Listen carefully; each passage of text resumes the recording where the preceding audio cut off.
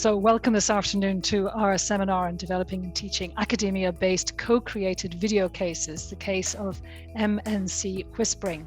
So you are all very welcome, and I would like to, I'll be here in the background. If anybody has any questions or anything, I'll be keeping an eye on the chat. But as you can see, it's going to be a small group this afternoon. We have several other people who are registered, who are still joining. Welcome, Nuket, I see you joining as well. So I will keep an eye on the chat, and I'm here in the background, Philip, if you need me, but over to you. Okay, good afternoon also on my behalf.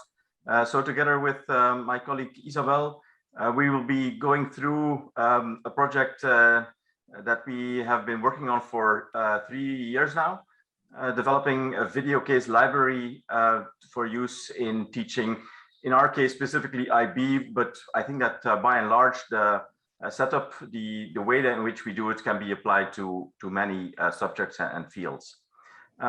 So I suggest I start sharing my screen and I take you through some of the overview that we have planned for today. So I would actually like to invite you that if you have a question, so rather than typing it in the chat, you can just interrupt me or interrupt Isabel and ask your question on the spot.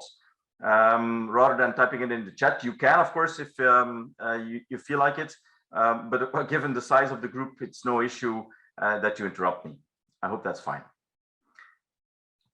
Okay, so we have a number of items planned for today. So in terms of content, I want to take you through why video cases for use in teaching, and specifically also why video cases in international business. Given that I think that some fields are perhaps even more suited for the use of video cases than others, although I think that video cases can be quite instructive. Then the second part will be how to develop video cases more in detail. So how did we do it? And there I would also like to get your feedback onto how you have perhaps done it to get other perspective on this process of video case development. Then a third item is how to teach using video case studies. So how have we used them in class, and how do we foresee proper usage to engage and activate students before drawing a conclusion. But before I start actually with the content, if you like, I would like to give you a short introduction to the video case library for international business that we have been developing, in particular the MSc Whispering project. Okay, so as you can see, this is a Erasmus Plus funded program, and together with a number of universities as well as an edtech company called Alumni, we have developed various video cases drawing on the local context. So as you can see, there is KU Leuven, that's where I'm from, and also Isabel is from, and we are attempting to coordinate this process. So as you know, Belgium is a relatively small economy coming from in Western Europe, but we also have a number of other partners in various settings, and I think that it's a little bit done on purpose. Given that these partners can deliver on different contexts depending on their location.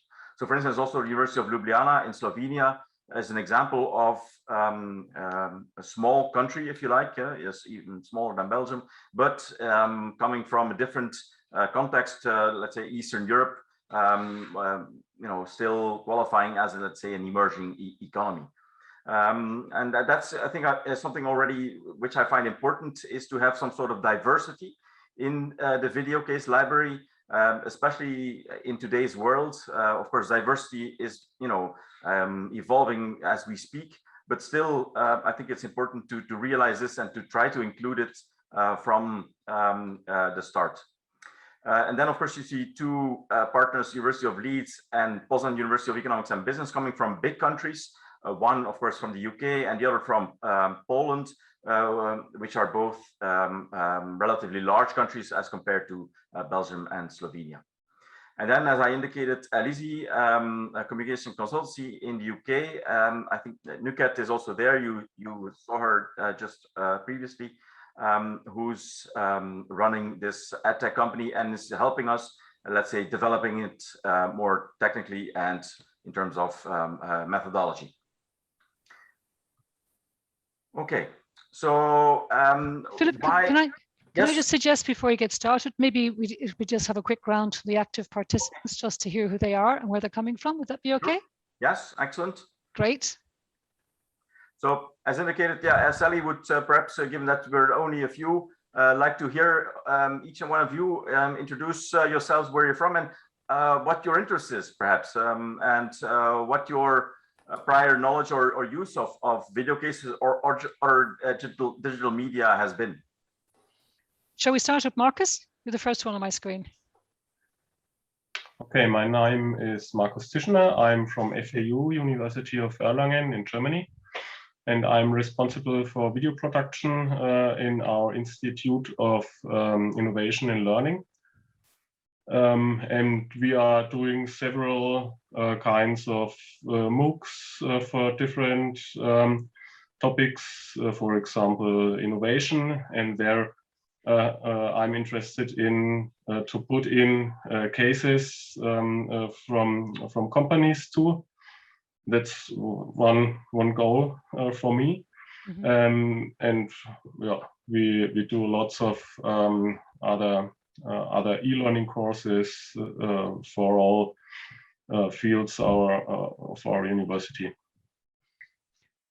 Great, thanks. Shall we ask Pim next? You're next on the screen. Pim, hi. Hi, good afternoon. My name is Pim. I work at the Delft University of Technology, so in the Netherlands, so close by to Leuven. Never been there, however.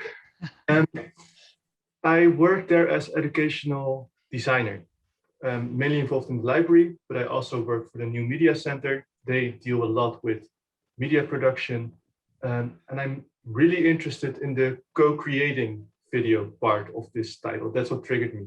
So creating video, myself, I'm not really much involved with the business. However, teachers work a lot with businesses. So that video process and the co-creation is the one thing that triggered me. Yeah, interesting. What video case actually means in your context. So I'm curious to find out that as well. That's a bit about me. Viviane, welcome. Yes, I'm from UCLL, University College Leuven in Belgium.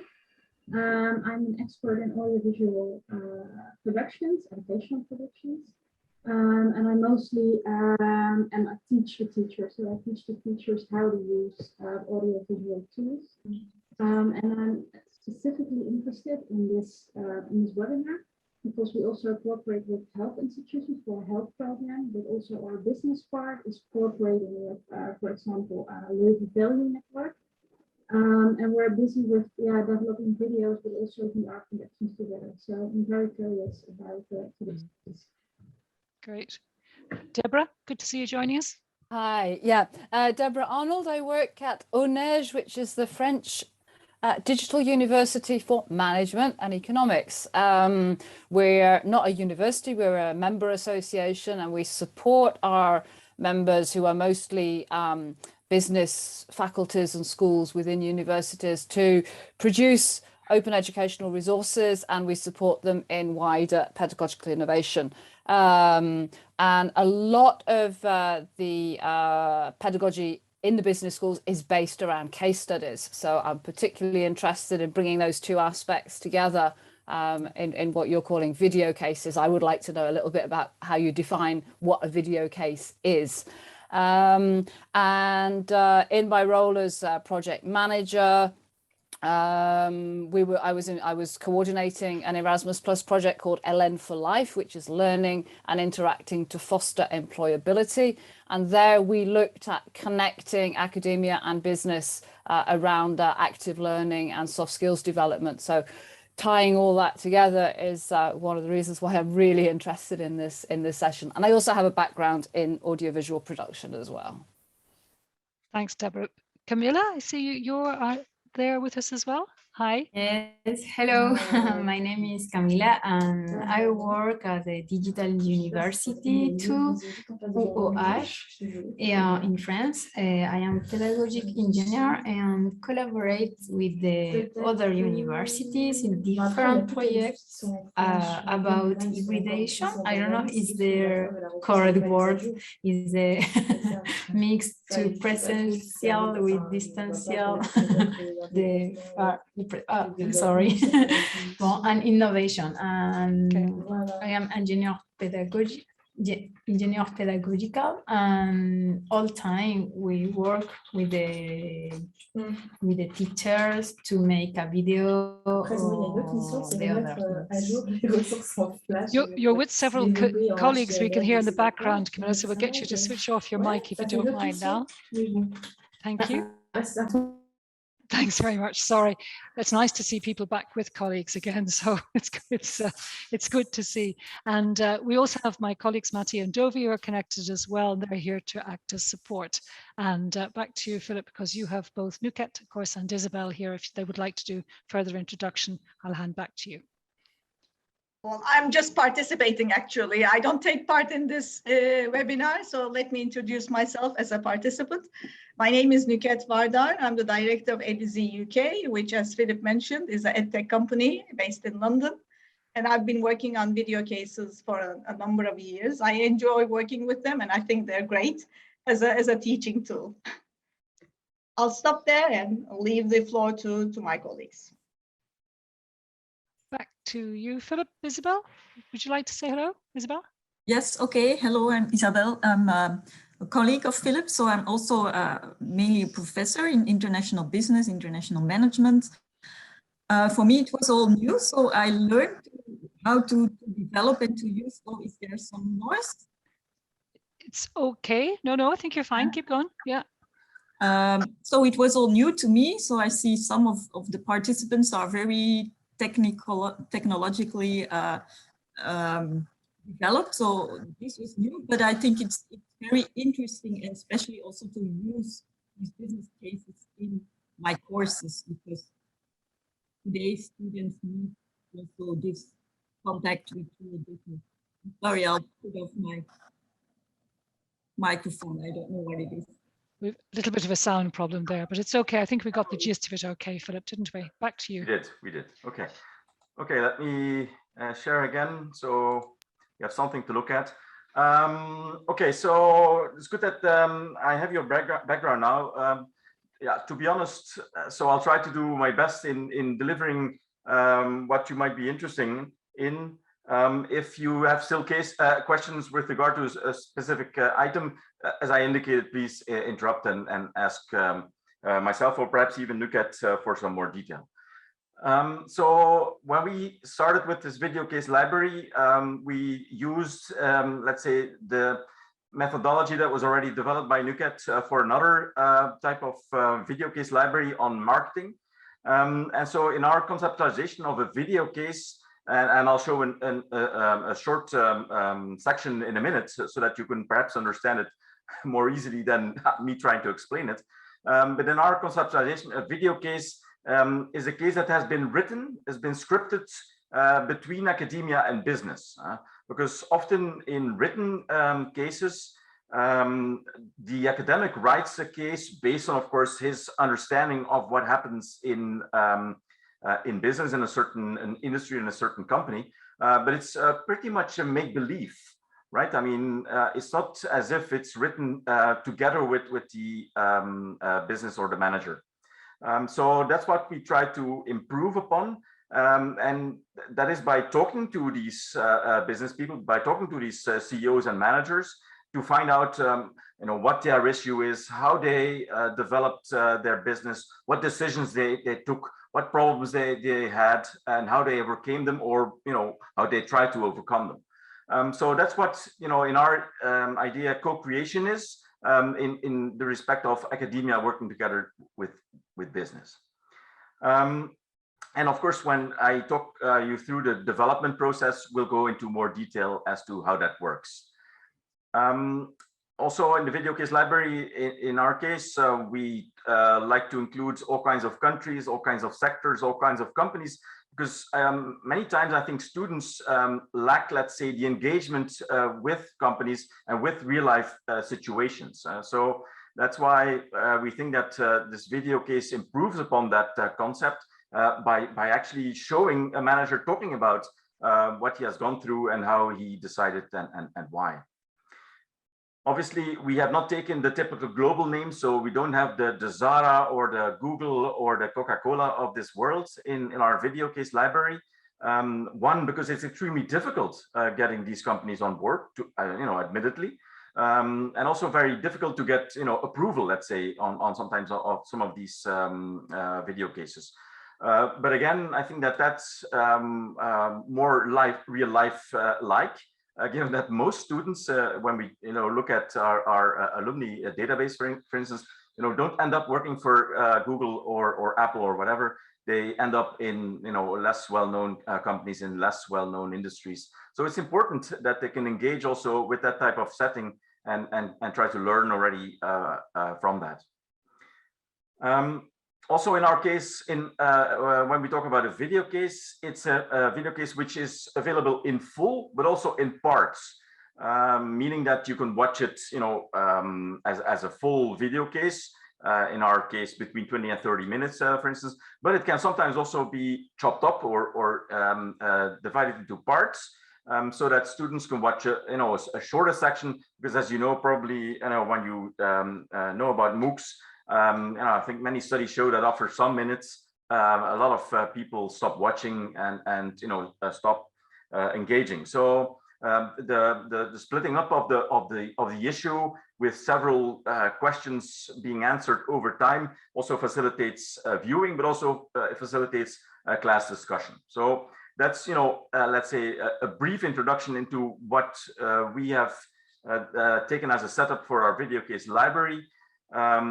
And I think, I will show you just a short section, given that perhaps you don't care too much about the IB specific nature of our video case library, but perhaps it's also relevant to indicate that it's, of course, a video case is very good in delivering engaging material for individuals. But also as an academic, it's important to relate it to theory, to frameworks and IB topics from textbooks. So I think that keywords, but also the link to theories needs to be there. So as we will indicate later on, we also developed, let's say, knowledge clips and teaching notes in order to improve, let's say, the link between the real life video case story and, let's say, your more academic material of theories, textbooks, if you have one, etc. In terms of topics, we have split them up in 3 sections, you might say. Part about initiation of internationalization, part about entry mode dynamics, and part running an international business. So you can see there is some sort of process of internationalization for a company, but perhaps that is less of interest to the participants right now. Okay.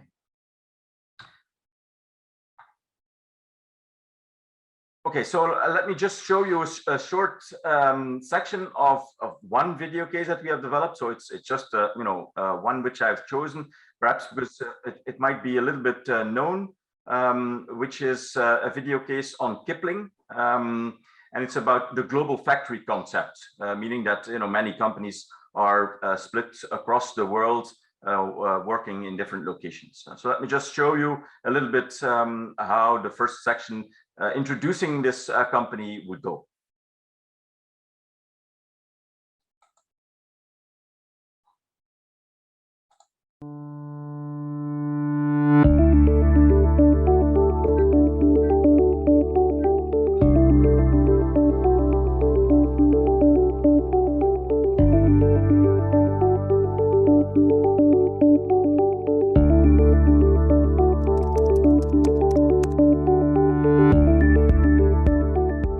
So Kipling is a handbag and luggage brand that has quite a unique positioning as a casual lifestyle brand. The brand has been founded in Antwerp over 30 years ago. In 2004, it was acquired by VF. VF is a major US lifestyle group that actually has brands such as Vans, the North Face, Timberland, and also recently acquired Supreme. Today it's a true global brand. We do nearly a third of our revenue in each one of the continents. Our headquarters is in Antwerp, but we also have headquarters for APAC in Hong Kong and for the Americas in New York. But Kipling has always kept quite an autonomous management over the years, even if we use a lot all the VF platforms in terms of digital, in terms of sourcing and logistics.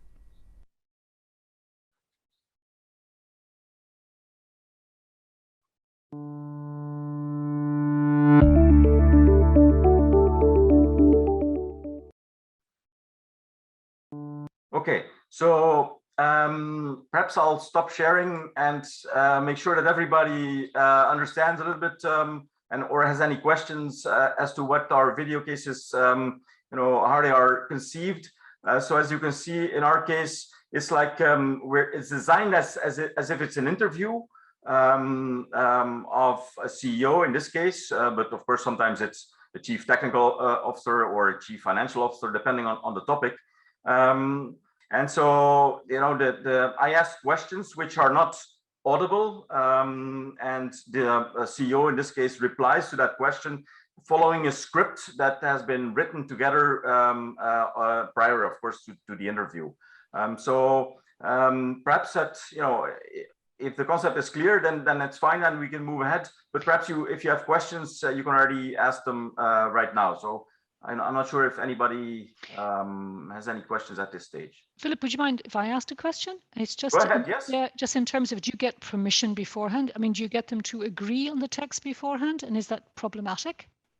Yeah, that's a good question already. We have indeed some sort of intake conversation. So you, of course, contact somebody that one, as I will indicate also later on, is interested and is an interesting company and person. But then you talk about the certain internationalization topics that we might discuss.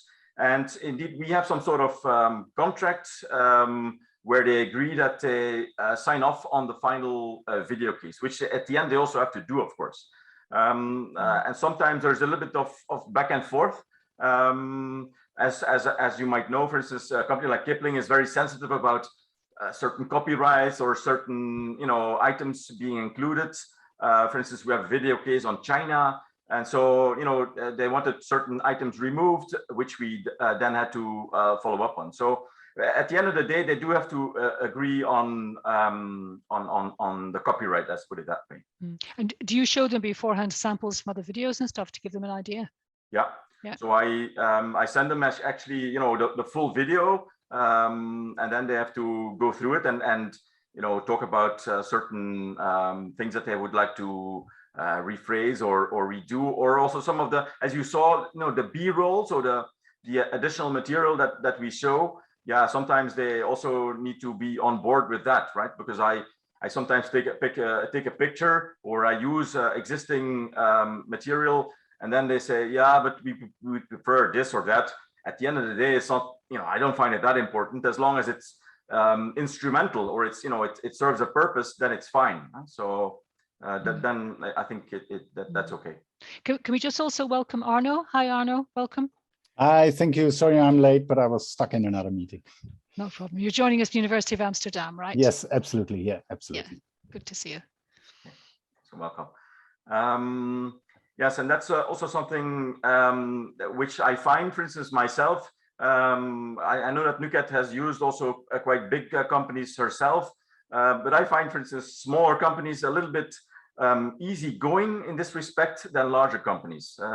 Especially when we're talking about multinationals in our case, some companies might be mindful of what headquarters thinks, or can they decide themselves? So it depends a little bit on the circumstances.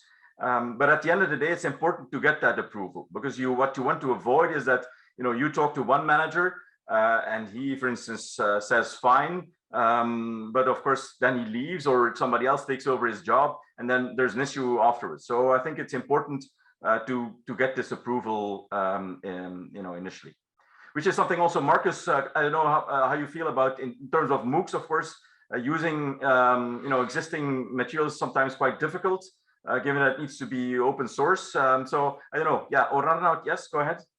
And how do you line up their goal with the video with your own goal? I mean, they're a commercial party and they want a certain message, which is not automatically your own message. So how do you deal with that? Yeah, that's a good question. I think that you need to have people that are open-minded about the purpose of the video case. So they need to be on board that it's an educational tool, and that this is not a marketing or promotion video. So they need to be honest about the issue that they had and the decision that they took. But of course, they're not going to tell you the minute details of, I engaged with Taobao or with eBay or with Amazon, and I paid so much, and et cetera, and that was.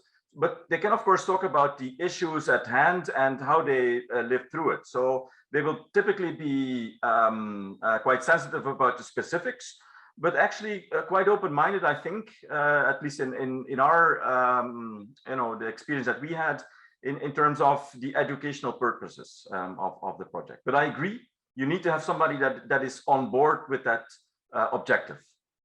Okay, yeah, well, yeah. And you do that in the first meetings that you explain why you do it. Okay, well, yeah. That seems so like we have a good an intake idea. Conversation. It's like a negotiation also with a business partner. I mean, sometimes you get along and sometimes you do not. You don't, yeah. And also you sometimes pick companies and individuals, I think, that you have some prior knowledge of or that you have met before. So network building in this respect, I think, is important. Sending an email out of the blue is sometimes not that straightforward. If they don't know you, and so for instance, I knew the one of the founders of Kipling. He said that the CEO was very open-minded with regard to education, that she liked to teach some sessions sometimes herself. So I think that's something that you have to be aware that that's important. Yeah. Okay, thank you. Do you use alumni, previous students who are now working, as a way to get you into some of those companies? I don't think so in this case. I think in Slovenia they might have. Andrea Jaklic from the University of Ljubljana, she has very strong links with the chambers of commerce, I think, in Slovenia. And I think that she has many alumni that she fell back on. But not always. So it can be done, but we contacted some from Van de Velde, for example, who is an alumnus who also sometimes comes to the university to talk about her experiences, but it was a bad moment, I guess. Mm-hmm. But we tried, but finally there were no alumni, the final. No. So it could be done, but I'm not sure if that's the only thing which is there. So open-mindedness towards, talking about your issues and educational purposes is important. Marcus, can I perhaps still come back to you and how you deal with the copyright issues in a MOOC? Yeah, we don't have video cases now in our MOOC. We have our MOOC with a professor from Exeter University, and we want to put it in. We don't have any, so okay. We don't have these issues. But I think to ask alumni is always a good option, because then you have a good bonding. Yeah, I have other question. When I have a MOOC and I put in video cases, it's always the question if I have, for example, 8 minutes video and the protagonist speaks about 3 examples from companies, and we are discussing always, shall we put in the the case studies within the video, so that you can call it directly when the film is going, or to put them at the end of the video together with other activities and quizzes and so on. I think if there are too much cases or other interaction within the film, maybe this is too much, but only to have it together at the end of the film is the other end, the other extreme. And it's always to find the way. Yeah. I think in our, the way that we use them is that we show a certain section and then we pose a question. Often it ends like in, let's say, a question type of situation. So there's an issue. Now what shall we do? And so then that's how we use it in teaching. Students have to come up with their own solutions. So they have to engage with, oh, they could do this, they could do that. And often students, you'd be surprised how many options and possibilities you get. I think that when I talk about the teaching part, I think sometimes you get too many responses and that are shooting in all that sorts of directions and not the direction that often you want. So that's often a problem, especially if have a time-sensitive schedule. So you know, if you have plenty of time, then okay, getting an additional question from a student is okay. But it can sometimes be a little bit cumbersome to direct, let's say, the video case in the right direction. But that's not how we use it. So we ask students to engage, to give some sort of a reply, what they would do. And then we show, let's say, what the answer or the solution or the decision, let's say, of the company was. And then they can either agree with that or of course, say, oh, but is that the way that they should do it? You know, the downsides and upsides of a certain decision. So that's how we progressively, let's say, go through a video case in our case. Yes, Arnoud. I was wondering, do you share the solutions of the students with the company? That's a good question. No, not really. Because I can imagine that, as you say, they're very open-minded. They're the public of the future, maybe the customers of the future. Maybe they have some very good ideas that would also profit the company, which might also make the whole process more valuable for the companies that are involved. Yeah, that's a good remark. Also, I've heard, for instance, the suggestion that we might also get sometimes the CEO, because you know they are often local people, also to come or to at least have an online introduction, so that they can really see you know the livelihood or the real life situation of the case.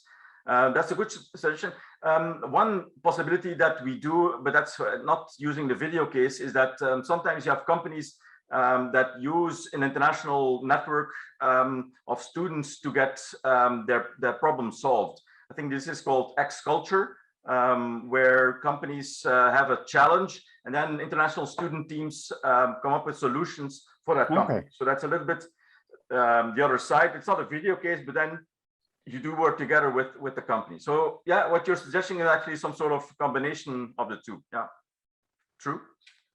An interesting concept. They didn't ask us, eh? So no, none of the managers we interviewed asked us, but yeah, it might be interesting.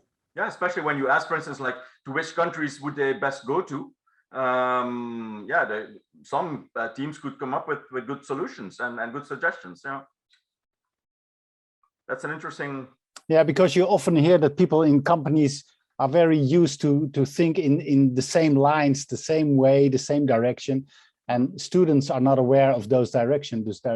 They can come up with solutions from any corner. So yeah, true. Maybe. True. Yeah, good suggestion. Okay, let me perhaps continue a little bit with the slides. So, you know, now you at least have seen a little bit of a short introduction as to what we think is a video case, and only, of course, the introductory part to introduce the company. So perhaps in Kipling's case, it might not be needed, given that many students are quite aware of brands these days. But of course, for some, you know, more unknown companies, it might be quite useful. Of course, the video case in and of itself is very practical. It's very lively, but as an academic, you always try to relate it to textbooks, perhaps, or to knowledge that they might need in terms of theories. And so, especially when, for instance, I've done this before, have a written case on an exam, you'd be surprised as to how little students have actually understood from that case. So relating a video case and the story and the decisions that have been made and why they have done so to theory and to models is actually quite difficult. That's why we have also developed what we call knowledge clips, where we show, what we understand as, let's say, the theory and how it perhaps can be related to the video case.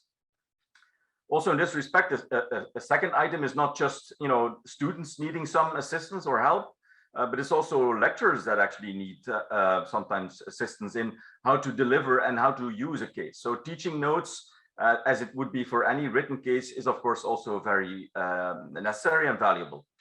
So let me first show you. So, for each and every video case, we've developed, a teaching note, and the teaching note then illustrates the different sections, the questions that can be asked, the answers that you might try to get from the students, and how it relates to the theory. So it details all of these aspects and how lecturers can use this. Let me also show you a little bit what we think of what a knowledge clip is about. So it's actually like a presentation file with a voiceover that's been saved as a video. Okay, so let me show you the one. Mergers and acquisitions, in particular, are one of the most commonly used equity entry modes. They enable companies to quickly gain position in new markets. In effect, legally, we are dealing with a new entity with its own ownership and management structure. An acquisition is in reality a takeover. One company becomes part of the other as it is integrated. However, due to negative connotation within the company. In some cases, accessing them otherwise, for instance through greenfield market access, can prove inefficient due to the legal, political, or other restrictions. Much as with the access to resources and competencies, companies also gain the expertise and done before the deal is made. Acquisitions may lead to employees duplicating each other's duties. When similar businesses combine, there may be cases where departments or employees perform the same activities. This can increase costs on wages. Such transactions therefore often lead to reorganization and job cuts to maximize efficiencies. However, job cuts tend to reduce employee morale and lead to low individual productivity. A business that doesn't look for expert advice and when trying to identify the most suitable company to acquire may end up targeting a company that brings more challenges to the equation than benefits. Under some circumstances, the cost of acquisition can climb steeply, well beyond earlier projections. This is particularly true in situations of hostile takeover bids. In some situations of runaway costs, the added value may not be enough to justify the cost and resources that went into making the acquisition happen. Okay, so this is just one example of what we call a knowledge clip, which is relatively easy to make also for academics, because as you might know better than I, also engaging with academics is not always easy to get them on board and deliver this type of content. But I think that a talking head or a knowledge clip is something that they can achieve, and is sometimes also appreciated by many academics because you can deliver a message much better than you can ever do in a lecture. I know I speak from personal experience that often now that we record lectures and you watch sometimes afterwards the exact wording of what you said, and a student asks, yeah, but it's not clear to me, and you say, yeah, probably you're right. And so the delivery through a knowledge clip or through a talking head can sometimes be, better, if you like, than a regular recorded lecture. Okay, so perhaps to end up with in this section on what our MSc Whispering video case library is about, So it's a European Erasmus Plus project. So outputs are open source, and so they are freely available. So we have a website where the materials are posted, and also we post it on YouTube, where you can where lecturers can make use of the video case if they like. But information also is available through some of the other social media, and we try to engage also with lecturers across the globe. And you'd be surprised as to the reactions that you get from sometimes also lesser well-known places, especially given that it's open source, because as you know, cases are sometimes quite expensive, and open source freely available material is very much sought after in certain areas of the world. So also that is sometimes quite fun to watch, I think. And in the end, also everything will become available on the Case Center, but of course also freely available. Okay. Yes, yeah. So some of the materials that we have, I'm not going to go into detail on the channels that we have, but I'm sure that you can find some information if you have an interest. Okay, perhaps I'll stop sharing once again. Any question with regard to the specific project that we have? Philip, just a question from Deborah, and she's just asking about sharing the links in the chat, which yes, we probably should be doing. Could we maybe share your slides? I'll try to put them in the chat. I just have to look them up, and I'll put them in the chat. Isabel. If you do that, that'd be great. Yeah. Okay. Thanks. Sorry for interrupting. That's okay. Sorry, now I'm looking at you. Do we continue a little bit? I'm just curious if people have. Deborah has a question. You can see. Yes. Okay. Yes, Deborah. Okay. Thanks very much. Yeah, I've got two questions from two different perspectives. One from the producer side, and one from the teaching side, because I forgot to mention that I've just taken on an online course about project management, and it's based on a lot of cases, and I'm thinking that it would be fantastic to actually have some of these in video format. So first question is, do you have any video cases that relate to project management as a topic? Yeah, let me first answer that one already. Yes, we do. It is about acquisition, and so about a takeover, but it's very much driven or focusing on change management. So there are two that I might send to you, or two links that I might send to you. So the one is about Unsense and F-Secure. F-Secure is, I think it's a pretty big company in the software business that do like antiviral software. And so Unsense was a Polish company that was taken over by F-Secure. And so this takeover process you might conceive as a project. And so there is a little bit, or it is linked to the knowledge clip on change management and etc. So that might be one which is quite relevant, I think. Okay, fantastic. Great, thank you so much. The other question relates to what Anu said earlier. I think it was Anu who mentioned it, about the interactive nature and perhaps the branching. So on the production and instructional design side, I'm starting to look at H5P and seeing how we can introduce in the videos interactive moments, quizzes, and so on, jumping around, making it less linear. And I don't know if those are some of the things that you've been thinking about, or if you're really in this logic of short, informative clips. Yeah. For the moment, we are building on short clips with interruption and discussion in class or online. There are possibilities of having these quizzes pop up in the video, which you could achieve. So at some point, I looked into this, but we didn't go ahead with it because sometimes you have to agree with everybody, and then everybody has to follow suit. So we stuck with this methodology, but I have seen the quiz is being integrated into the video. But of course, then you kind of let's say use it as a in one go. Let's say while we you know, also when I lecture, I like to show a section, then have students think about it, come up with suggestions, and discussion afterwards. And I think that also Isabel has kind of used or likes to use this type of methodology in class. So it depends a little bit, I think, on your background, but for me and for many lecturers, I think it works. No, Isabel? Oh, sorry. I did it also last year online because we were obliged to teach online. And then I showed a part, and then I put the students in breakout rooms, and then they discussed about it in smaller groups. And then we came again together and we discussed the results.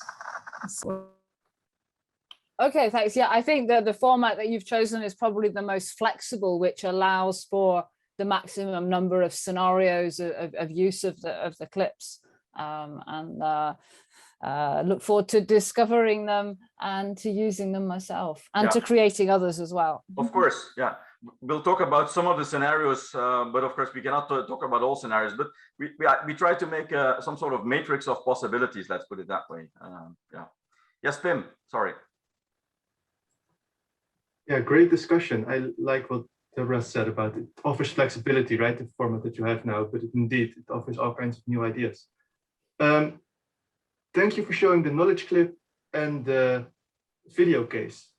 Were they linked to each other? Because for me, the question that I had, so that made sense. So I was thinking, do the people who get interviewed, so the companies, do they know what kind of knowledge clip is attached to it? Or are two separate things that happen, that get together by accident? Is the pick and match, or is it on purposely designed to match? That's my question. Yeah, well, of course, the video cases do treat a certain topic. To give you an example, I use 2 companies and I have 4 videos. So I use Kipling, for instance, because they have a concept of global factory. So they outsource their production and they do so in different locations, and then they have to coordinate this global factory, and which partners do they use. So global factory is a concept in IB that there will be a knowledge clip attached to that concept, and how you use, for instance, supply chain management companies to assist you in the management of that global factory concept. There is another case on Kipling entering China, and how the omni-channel environment and the digital environment in China is moving at warp speed, much faster than anything that we witness here in the West. And also the pandemic then intervening with brick and mortar stores, real estate and the online business, and how they deal with that. So that is something that you could have like digital marketing or omni-channel management. So there is a different, that's a different topic, which will be linked, let's say, to a different knowledge clip, and it can be used in a different lecture, because the topics, the company is the same, but the topic is, it's completely different. So you use it in different, let's say, parts of the course that you might have, and you then attach the different knowledge clips to that video case. Yeah. Yeah, that's interesting, because I can imagine, I've been working on design courses where we also try to include people from practice. And what I found one of the most challenging thing is to let them tell a general story, but still make it relevant enough to what students are learning. And apparently you found a way to have all those companies tell a general story, and you can still attach those separate knowledge clips. And I like that idea. So I'm definitely going to explore a bit more. I hope we can see more examples of more specific examples to see how that comes into practice. That's indeed a challenge. Eh? I thought it was also a challenge, because they talk about a lot and you can relate it to many different theories within IB. So it was a challenge to focus on maybe 1 or 2 or 3 of these topics. Agreed. But I think that it is an important exercise. You have to force yourself to focus on a specific topic. Otherwise, sometimes you end up a video case that is trying to do many things, and in my opinion, failing to some extent. Yes, Arnoud. Yeah, it keeps coming to mind because of your story that it would fit extremely well. I think that's also a little bit what Deborah said. But if you would use a platform that supports interactive video, then you can take your video case, and at several moments you can pause a question, and jump into another video that could be your Kennis clip or your knowledge clip, and then come back to the same part in the video or ask a question, and based on that result you go, and you still have all the material unedited, so you can use it later in a different format, in a different scene. So that would be an extended use of it, maybe. Yes. I think that when we talk about the teaching methods, we have an asynchronous methodology, let's say, where students can go through the different parts and then try to solve the case part by part. Yeah, so we haven't gone through that, but it isn't one of the possibilities that we listed. Yeah. Okay, so great. Yeah, that's a good suggestion. Yeah. Yeah. Okay. Sally, do I continue? I always look at you. I know, and Deborah has a hand up as Deborah well. has a hand up. Oh, sorry. Yeah, go ahead, Deborah. Sorry again. Yeah, that just sparked off the question about the license that you're publishing these resources under. I understand it's an Erasmus Plus project or European project, and therefore it's an open license. So, I mean, perhaps what Arnold was saying is that I suppose other people can take the clips that you produce and then remix them. And have you got any mechanisms then for feeding those back in to enrich your collection? To be honest, I no. And in fact, I'm looking a little bit at you as to how that would work, because I don't know too much how you could even do that. So that could be an interesting concept, but I don't know. Okay, whereabouts in the project are you? How far? So we're nearing the end. So we, I think on the YouTube channel we already have, because we do this like once in a while, posting something. So which I guess is done these days. So we have 9, and we will end up at 14. So we still have 5 more to go by the end of the year, let's say, and then everything will be done and dusted. Yeah. Put that in your final report as sustainability plans. Yes. Can I, Philip, you're coming back to me for a moment. I know, just 2 quick things. First of all, just to let you all know that we do actually have a new project starting probably after Christmas, led by FAO, Marcus, led by your team in Erlangen. And one of the topics is going to be looking at is this idea of creating kind of libraries like this and accessing. So we will be coming back to that within the association. Philip and I kind of agreed earlier that we decide ad hoc when to take a break with you all this afternoon, because we've been together now for almost an hour. So Philip, I mean, it must have been, my feeling is maybe go a little further, and when we get to about 3:15, take a break. Is that okay with everybody? Our time? I think we're all on the same time scale. Yeah. Okay. That's good. Yeah. Okay, I'll keep an eye on the time for you. Yes. Okay. Let me go back then and share a little bit further what we prepared. Yeah, so why video cases? Perhaps I don't need to convince you, but perhaps, still, I think it's important to focus on the merit of video cases. So I think that, we've seen that the first generation of Gen Z students have now graduated. And as a personal experience, as a lecturer, I often get very frustrated when you ask, have you read the case? And they might have, read the case, the written case, but still they don't really understand what is there. They haven't engaged with that content. So it's extremely difficult, I find, to get them to really understand and, read in detail information which is on paper. And so I think that for the coming generations, it will only get more important to use digital media, in general. But I think video cases increasingly, especially when you see the way that people now consume social media, it's video, right? But I think it's also there's some explanation for it, let's say, because it is more authentic, I think, especially when I see now an entrepreneur or a manager speak, it's much better than something written on paper, which, doesn't tell me anything, and it's all make believe and pretended.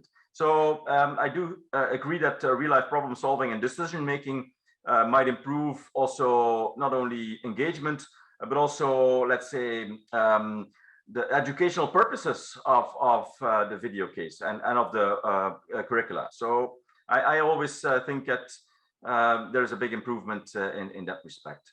But also as a teacher, it's I'm sure that you also experience this when working with educator or with people that have to teach classes. It's not always easy to tell them what to do, but if they sometimes see good examples, they might switch. So yeah, many faculties and business schools are switching to online classes, but also more hybrid classes increasingly, also still today, right? I mean, we get a daily email of students not being able to come and recording sessions, etc. So that's why also schools are very much pushing the idea. But specifically, sometimes I think that for IB, international business, learning international business from a textbook that's like swimming on dry land. So seeing somebody making decisions in certain circumstances is actually very useful, and actually think better than written cases that we still have many times in these textbooks. So, for instance, we've been working together with one of the partners from the University of Leeds that are developing a new textbook. It's a written textbook, of course, but there is increasingly, let's say, online content also for textbooks. And they've included some of our video cases, given that students are also very much into that, right? Okay. So that's what I had as an introduction, Sally. So perhaps that we continue now for how to develop video case studies in our methodology. Sure, Philip, I think if we can keep going, and then, as I say, about 20 we take a break for everybody, just take a 10 minutes coffee break. Okay. Yep. Yes. So this is how we have gone through this video case development process. So as you can see, there's a pre-production phase where you identify topics and problems. So what you have to do is, of course, for your own field of expertise or for your own course or for your own topic, you have to decide, what are the issues at hand? What topics do I want to treat? What do I want to discuss in class? What are the things that I certainly want to include? Then you have to try to relate those topics and problems to companies, to sectors, to certain cases that might be attached or linked to that topic or problem that you have listed. And then you have to engage with companies to find out whether they want to be involved and whether they want to focus on a certain problem or issue or topic that you have listed. So that takes, like I said already previously, some of these intake conversations, and then you have to develop a script on the basis of some of these conversations that you have. Then you go to production, and I'll go into detail, of course, in a minute.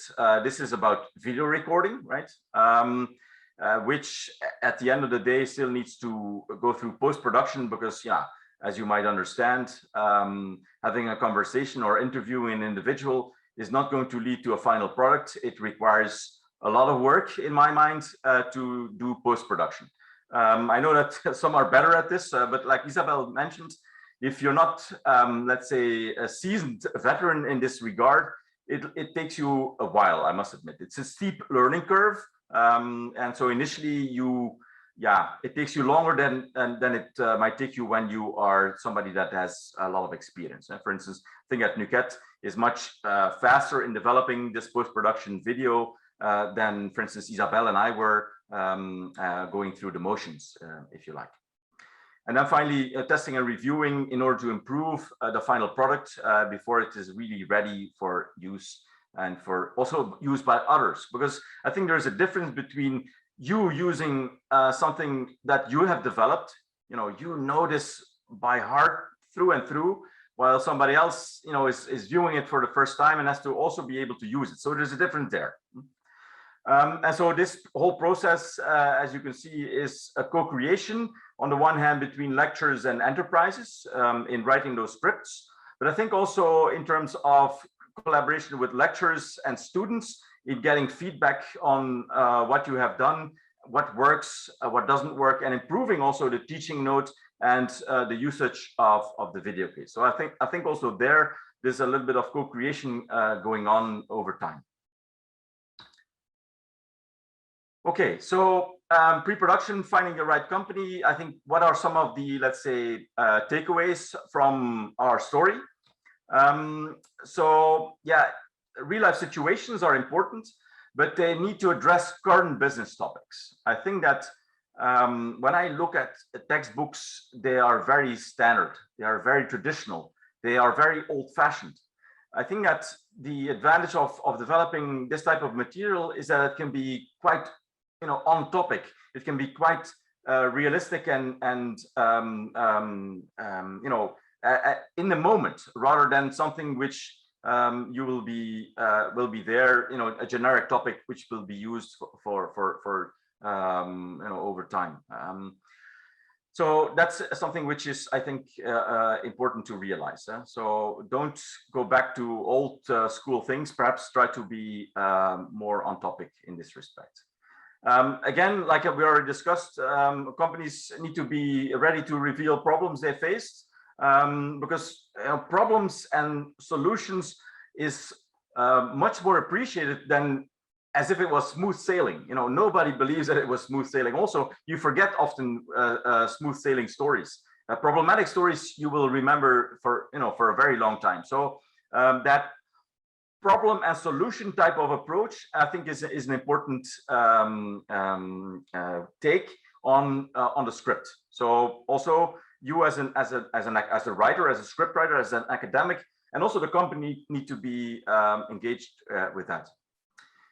Again, yeah, it takes some time and effort. So not only you, but also companies need to be willing to put some time into it. I would not exaggerate in this respect. I think it only requires a limited number of hours for a company. They need to have an intake conversation. They have to have some emails going back and forth. They need to go through the script and be okay with that, and then do the interview, and afterwards have a look and give some feedback. So all in all, I think it's not too much to ask, and that's what also I get as feedback. These companies, don't think it is too much to ask. So if they're on board, this is not going to put them off, I think. But again, they need to give full support during internal data gathering and also data clearance stages, because nothing worse than doing all this exercise and doing all this effort, and then at the end of the day having somebody saying, "Oh, sorry, no can do." So that's something that you need to avoid, right? I mean, we've had one case. I'm not going to go into the details, but you go through all that effort and then they say no. So that's a lot of trouble for that could have been avoided if they were had they signed, for instance, prior to starting all this process. And then finally, not to be underestimated, yeah, it is a video, and so they need to be good at telling stories. They should not be camera shy. We've had that in a few instances where individuals were not really natural, let's say, speakers. So it creates an additional layer of problems. So try to have somebody that is good at telling stories, and you can already see this when you go through the intake conversation. Sometimes you do it with several people, and so sometimes it's you could try to steer it to a certain individual rather than picking just anybody or accepting to do it with one, if you can try and get somebody else to do so. Yes, so again, script is co-created between manager and lecturers. I think I will show you an example in a minute. And so this is based on the intake interview with executives, managers. Sometimes can be one, sometimes can be two, etc. Right? And so, yeah, again, this conversation is also between you and the business. And so the narrative of how the company is introduced, how the industry is portrayed, what the challenges of the company or of the video case, the scenarios that were considered. That's also sometimes important, because sometimes they talk about this is what we did and this is how good it was. No, I mean, clearly that's not how real life works. They also need to go back in their mind and talk about, oh yeah, but we also said we were going to do this and we tried that and it didn't work, etc. So all of these, let's say, possibilities is something that you need to tease out. It's not something that comes very naturally. So it requires a little bit of back and forth between you and the manager. And again, also addressing the challenge, the problem, talking about it, and the solution that was found is an important, process of script writing. It's like, writing a movie script, but of course on a business topic with a certain objective in mind. Yeah, let me just show you a little bit how I did it, for instance, with one company. So what you do is you have a number of questions. This is question 3. For instance, how did you revamp the international network? So they had a problem, so the internationalization did not work. And so what do you do about this? Right. So then you have a script written on the basis of the interview that you initially had. And so the idea is that when I ask this question at the interview later on, in the video take, if you like, that the manager or the founder in this case was able to, let's say, narrate the story again following the script in his own language, because that's something that is important. And I'll come back to that when we talk about production. But you don't want somebody that wants an autocue, for instance, because one, he should not look into the camera, and 2, you don't want somebody following a script, because then it doesn't come across very natural. It needs to be somebody that can understand, remember what the script was about, and then tell in their own language, in their own story, how it went and how they decided, etc. So that's how the script is developed. And then you also have, let's say, already some B-roll indication as to, because looking at a certain individual at a talking head for a very long time, or for, let's say, 5, 10, or 15 minutes is too long. So you need some additional material there. And so also there you need a little bit of assistance in an ideal world, where the company can already say, oh yeah, we could include this or we could include that. Of course, sometimes they need a little bit of assistance, because they're not very forthcoming in this respect. They don't know what you want. So sometimes you can say, look, but can't we get like a map, or can't we get like a product still, or a marketing campaign that you did, or an example of the plant, or etc. So they need sometimes a little bit of examples of what this could be. Also there, I think you as an academic know what the purpose of this section is better than they do, and so what perhaps should be included or could be included as B-roll. Okay, I don't know, perhaps I'll stop sharing here about pre-production and ask if you have any questions on this process. Well, you mentioned in your story the use of capable managers who can really tell good story, but that's quite hard. I mean, even I got a lot of teachers in front of the camera, and even teachers are not always the best storytellers. So, I mean, I totally agree. The video stands or falls with a good story and a good storyteller. But whoa, that's it's not something you find easy. True, but let's say that's in an ideal world. Yeah, exactly. Because I showed the CEO of Kipling. To be honest, she was not the best of storyteller either. But I think she was either German or Austrian. I didn't ask, and I don't think there is a German here, is there? I don't know. Yes, there is. So sorry. So, but she was very meticulous about. She almost, I wouldn't say memorized the script, but she was extremely detailed. And yeah, I'll learn it by heart. And then still, she was able to bring it in her own word because she did not follow the script word by word. So, you know, there is some middle ground also in this respect, right? Not everybody can make it up as they go along, because you might say that the founder, the one that was better at storytelling, was very good at storytelling, then he told a different story. So, you know, so also there, yeah, stick to the script is important. So a balance might be is ideal, you might say. And also in our other case, the IP case, they were the founders. So we talked to the founders. They were very fluent, but they didn't stick to the script. So it's very often a trade-off. Yeah, but they were very fluent, eh, Philippe? Yeah, they were very. Because they talked and they talked, and it's their story. So, but they told so much that it was difficult to write a good script from what they told. Yeah. To focus on some of the topics and not everything. And also they switched in time. So they were talking about something and I said, oh yes, and then before, and then it's very difficult to make a logical video out of it.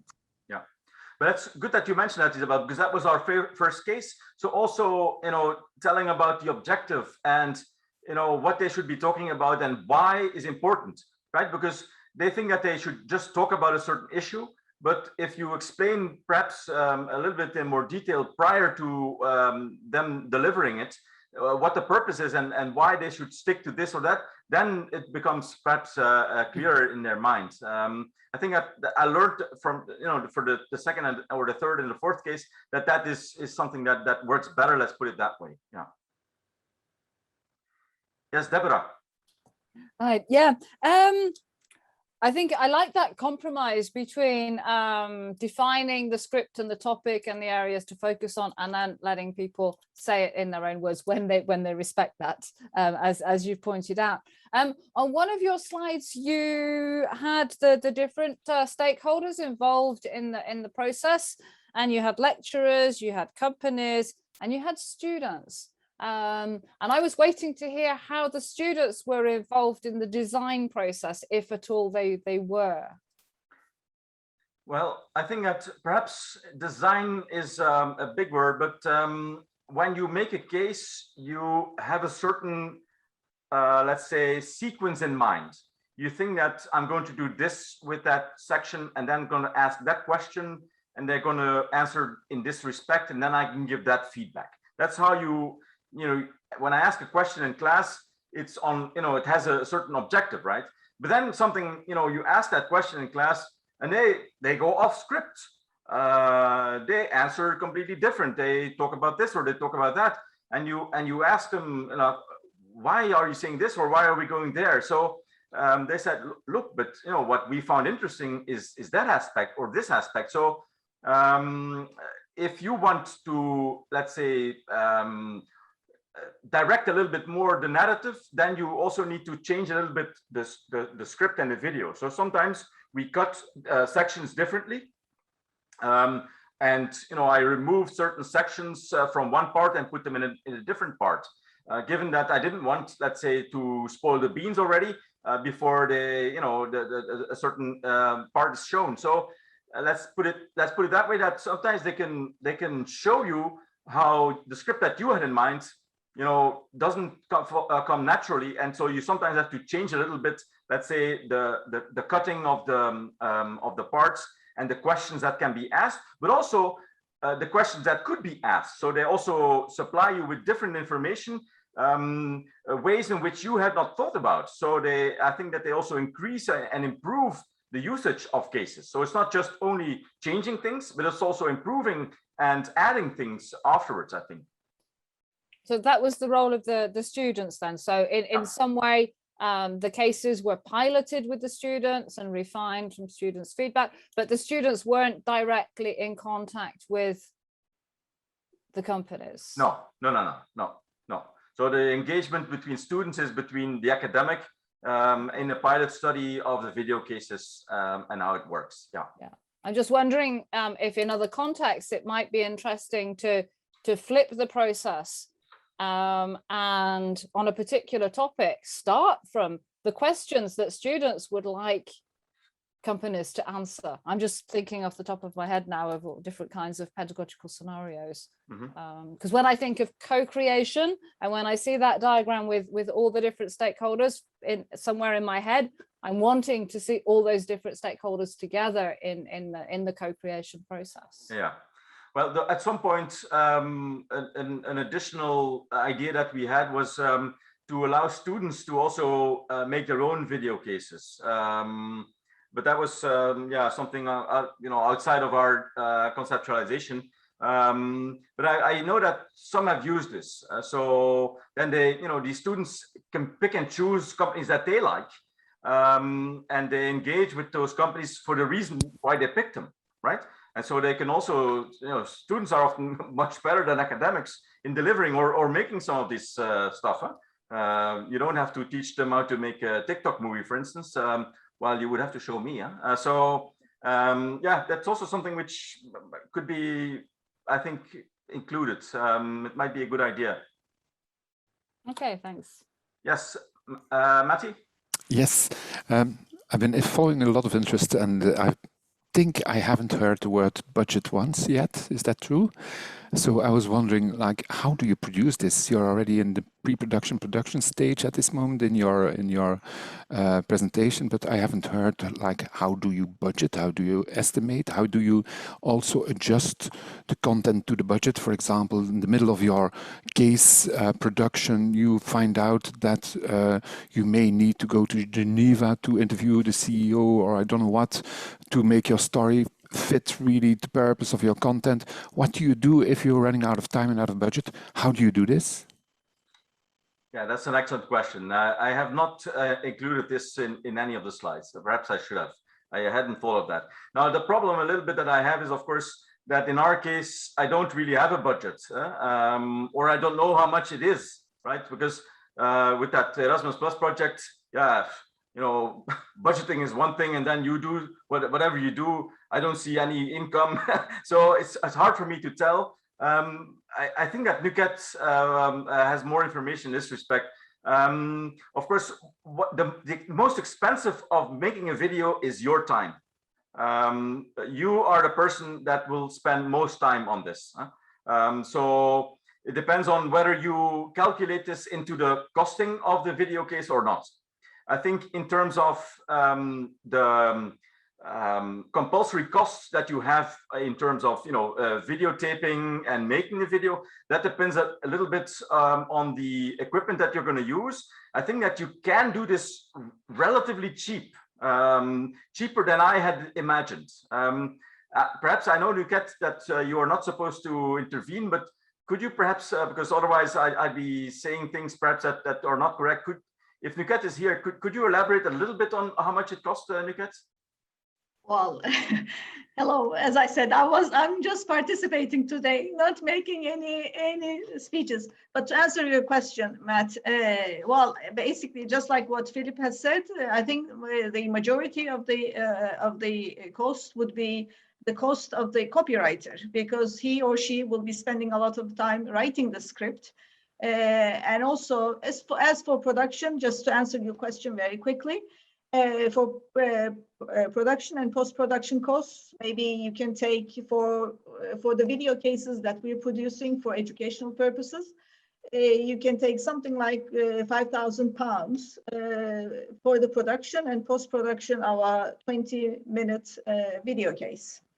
That includes one cameraman with one person using for lights, using 4K camera, and doing the video shooting at the premises of the client. So it's just one premise, one travel, two people from the production team going there. And then for the post-production, two other people work so that they do all the editing and everything. But editing in our case, I must also add that we don't leave the editing to the post-production team, because again, this is because the content is so important.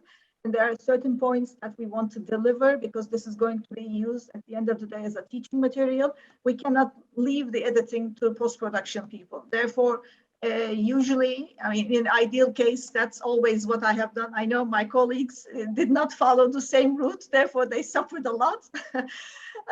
I do the editing on paper first, before, and then send that edited version to the post-production team. Just citing the timings and everything, which part is going to go where.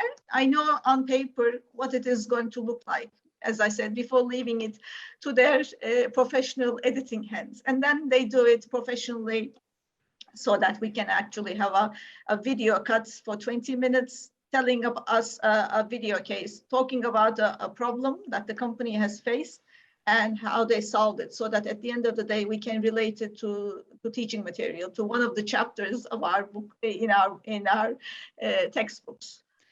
So basically, without taking your time or the time of the academic or the copywriter, I can roughly say it would be £5,000 for a 20-minute videos production and post-production posts, as I have described just now. Have you ever estimated how many hours that you have spent in copywriting, Philippe, and what the academic cost of that is? Yeah, that's a good question. Of course, as Lucat indicated, if you are very seasoned in this respect, I think writing the script, interviewing, writing, I have not calculated this, but as a personal experience, I can tell you I put more effort into it than I ever imagined. So I've spent more time on this than I ever did on any paper or course preparation that I can think of. So I spent too much time on it, but how much that would be, I am not sure. I think we had 20 days, didn't we? I mean, for the project, for the sake of project, we put something like 20 days. Yeah. For each video case, 20 days of an academic. Or Philippe and I together, Philippe did most of it. Luckily, he had a sabbatical, but it's very time consuming. Of course, we did not have many experience. So if you are more experienced, if I can come in here, I'm looking at the smiles and faces of people like Arno and Marcus and Pim, who are all experienced video producers in this world, and of course Deborah and several others here as well too. And Matty, this is the multi-dollar question, because it depends on the structure, of course, of this centre, whether these services are paid internally, externally, and we could have a whole conference on this, as many of you know. So I would just like to make one tiny add, and that is that for our conference in November, that we're running on the 18th of November, the people from Delft are going to present their matrix, which they have created, where they actually talk about different video formats. They give examples of different formats and they cost them, and they will share their costing procedures. And we will spend a lot of time discussing that, whether that matches across from one university to another. So it's a very open thing. So I'm, as I say, just with the kind of the smile on the faces of several people I know here know this is a can of worms basically that we're opening. Maybe we should take a little break. Would you all, what do we think? Should we take a 10-15 minute coffee break? I see nods all around. Philip, that good for you? Yeah, so that's good, I see it's 3:25 here. So if we say we're back, then if you take a 15-minute break, we're back at 22:04. Does that sound good? 15:40. Yes. Okay. Yeah. And Costa rules, as Deborah says. We must share a tool with you one of these days. So see you all back here again at 22, and Philip will continue. Okay.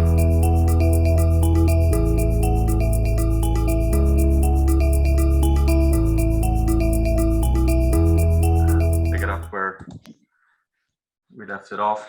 So I think that we pretty much finished the pre-production part. Yeah, okay, here we go. Then of course we come to the production section of the process, which is in essentially the recording of the video case interview. As I already indicated briefly, so what we are doing is that we are pretending to have an interview. So I'm sitting next to the camera, and so the CEO or the manager is looking at me while answering my questions. So I ask the questions that we have scripted, which are obviously cut out of the interview and supplanted by this, for instance, slide that you can have in between to pose the question before the section is shown, and then the interview like follows a script. But of course, it's not like an actor or an actress where they follow the auto cue or have to follow the script to the letter. So they have to narrate using their own words, and so this is sometimes a little bit difficult. And to be honest, you have to do retakes. You have to listen quite attentively to what they say, what they were supposed to say, following the script. And also that I sometimes feel is a little bit difficult, right? So you have to know the script pretty well to know what the objective was for each question, and if they followed that objective, yes or no. And so sometimes you have to tell them, look, can we do it again? Because one, they didn't say it properly, they said something wrong or something, which of course is straightforward. But if they don't follow script, sometimes you have to redo it and perhaps indicate what they should stress a little bit more or should avoid saying otherwise. Yeah, the video shoot, like Nuket also indicated, it can be done by a professional production crew, but like as you know, we use production teams and facilities found in universities, so that can also be done, which of course has an impact on pricing and costing. We also did have some cases where the academic himself or herself was able to do it, either online, of course, because in the pandemic sometimes that's a problem. So if they have a pretty good camera, if they have an HD camera and have a good connection with the sound, which is okay, then you could also do it as so. But you can sometimes have this rental from the university where you can have the 4K camera yourself. Doesn't have to be a very big one, but it can be enough to deliver the required quality. Because that's something I always remember, that the sound is actually more important than the video or the what you see. Okay, I wouldn't say that. Of course, it needs to be good, but the sound needs to be okay. It needs to be perfect. So having a good microphone is actually, let's say, more important as a quality than the camera that you can use, for instance, from the university sometimes. Marcus has a question, I think, Philip. Yeah. Go ahead. It's not a question, just a remark, an experience from my side. You talked about that often, or I don't know how often, but you talked about that sometimes your protagonists go away from the script. And in our experience, it's much more better to let them go and go out of the script, because they are then more natural. Maybe then you got other answers or other topics that you would have expected before. But regarding the naturality of their speech and so on, it's in the most cases the better choice. And looking back to the concepts work, so we do in this interview film style, the concept is not very elaborated. We, of course, we think about what we ask and so, but in most cases they tell you something different, and you have to throw the questions and answers around, and as you already told, cut in a different way, and so.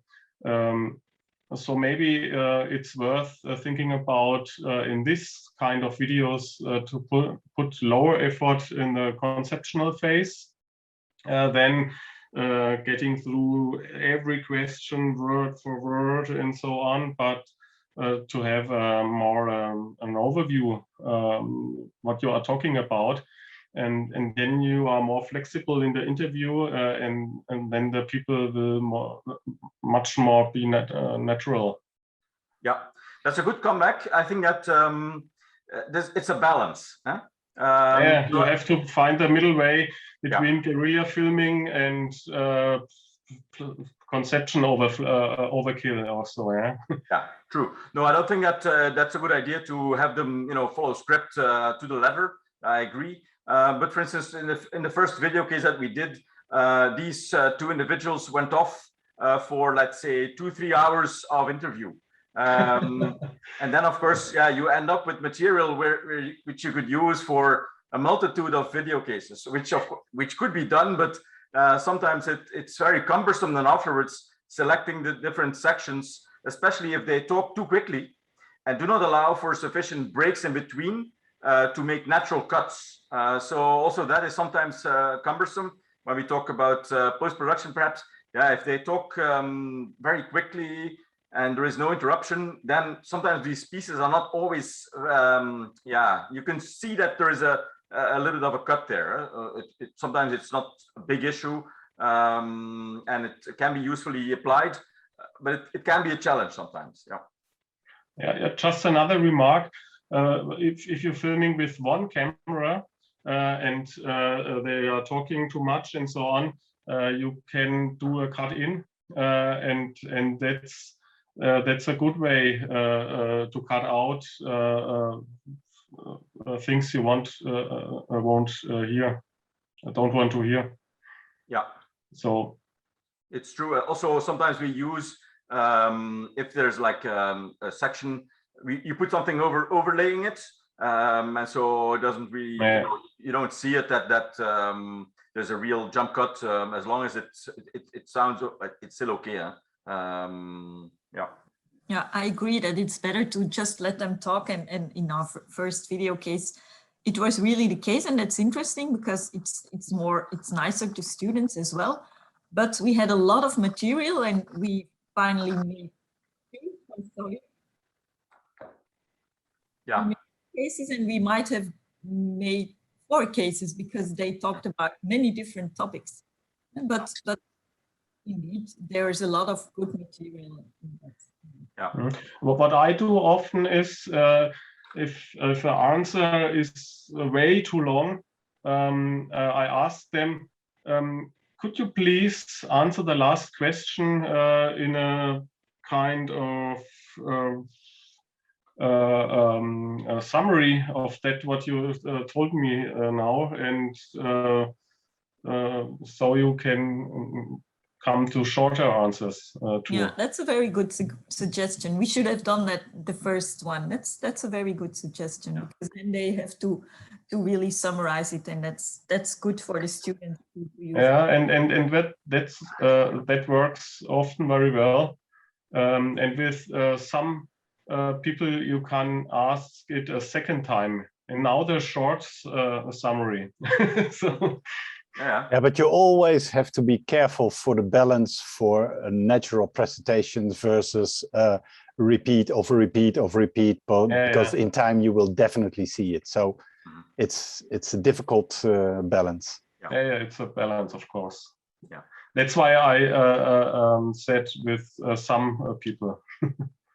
Yeah, but of course, if you stick to script, have to put it this way, it's also easier afterwards to make the post-production, right? I mean, if they don't go off on wild goose chases, then of course afterwards it's a little bit easier. So also there, they can speak naturally, which is a good thing. But of course, you have to be mindful of what they should say. Also, for instance, suppose that I have like 4 bullet points in my head, the points that they should make, which are important, and they only talk about 2.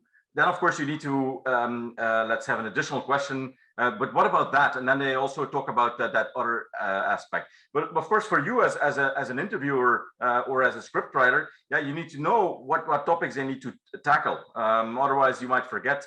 And then afterwards, in the video production, it doesn't, or post production, you can't add it anymore. So also that is sometimes quite difficult as an exercise, I think. Yes, like was mentioned already, and you saw also in the video, I think also the interview can be an authentic setting, like an office or a showroom or a plant, depending on the topic. So we're showing, for instance, a video about the production plant in Southeast Asia. So also that authenticity can be added by the setting and by some of the additional material that is overlaid on the video.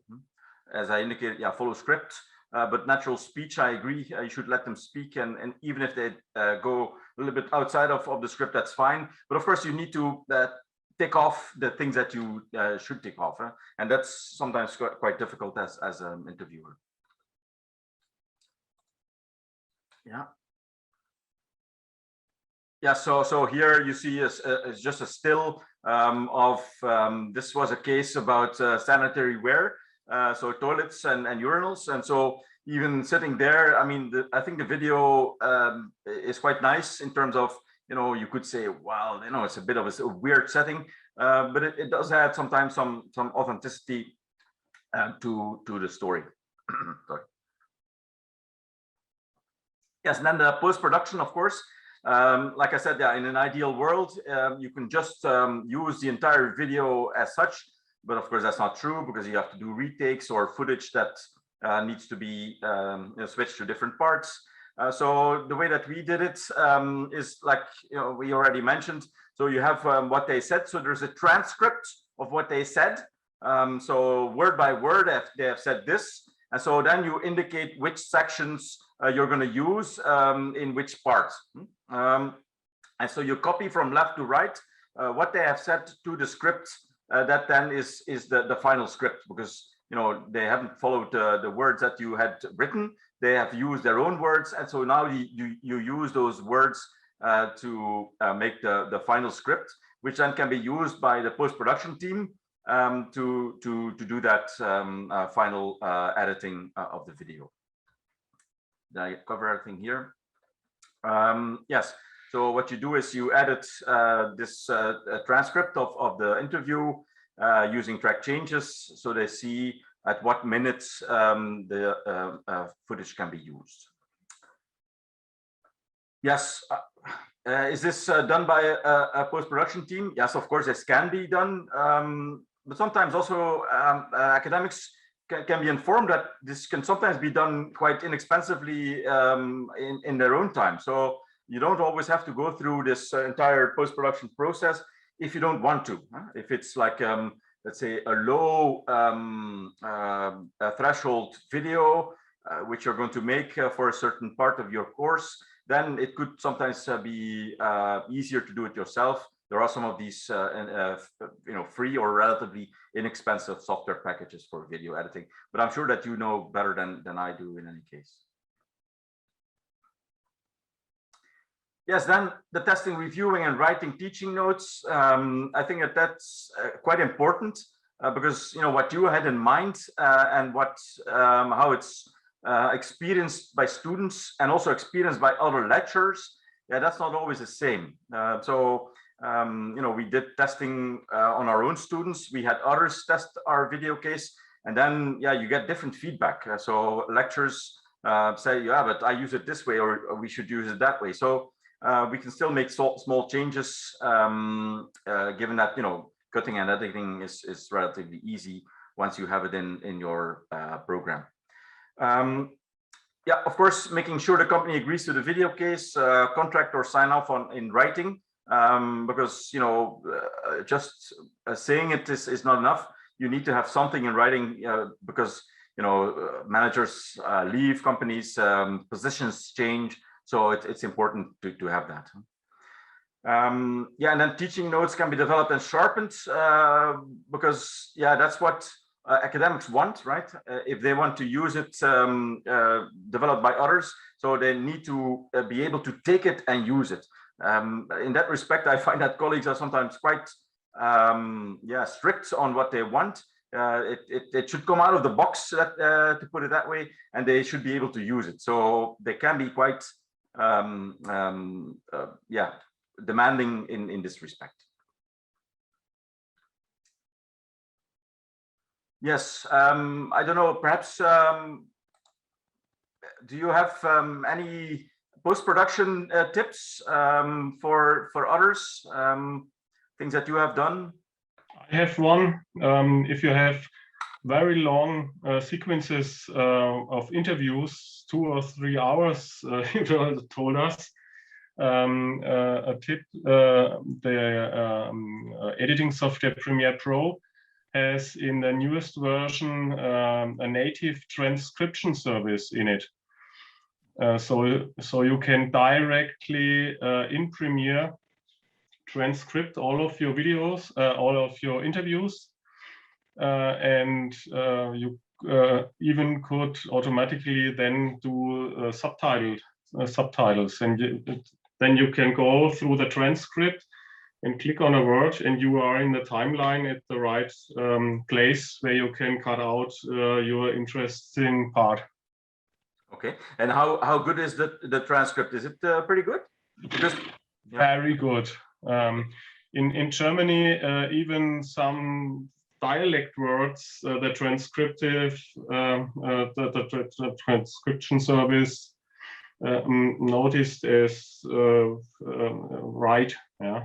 Okay. It's 96, 97%. That's excellent. And it's very good.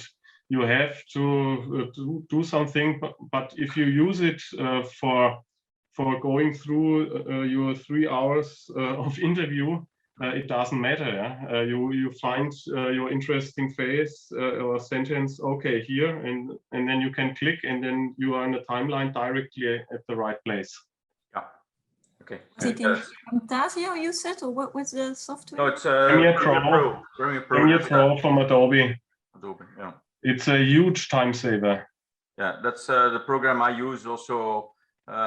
Also, the university supplies this at low cost, so the license is relatively cheap. Yeah, in the beginning it takes a little bit of time to get to know the program, but once you know it goes pretty well. Yeah, because that's something that I didn't mention. We also sometimes record in local language.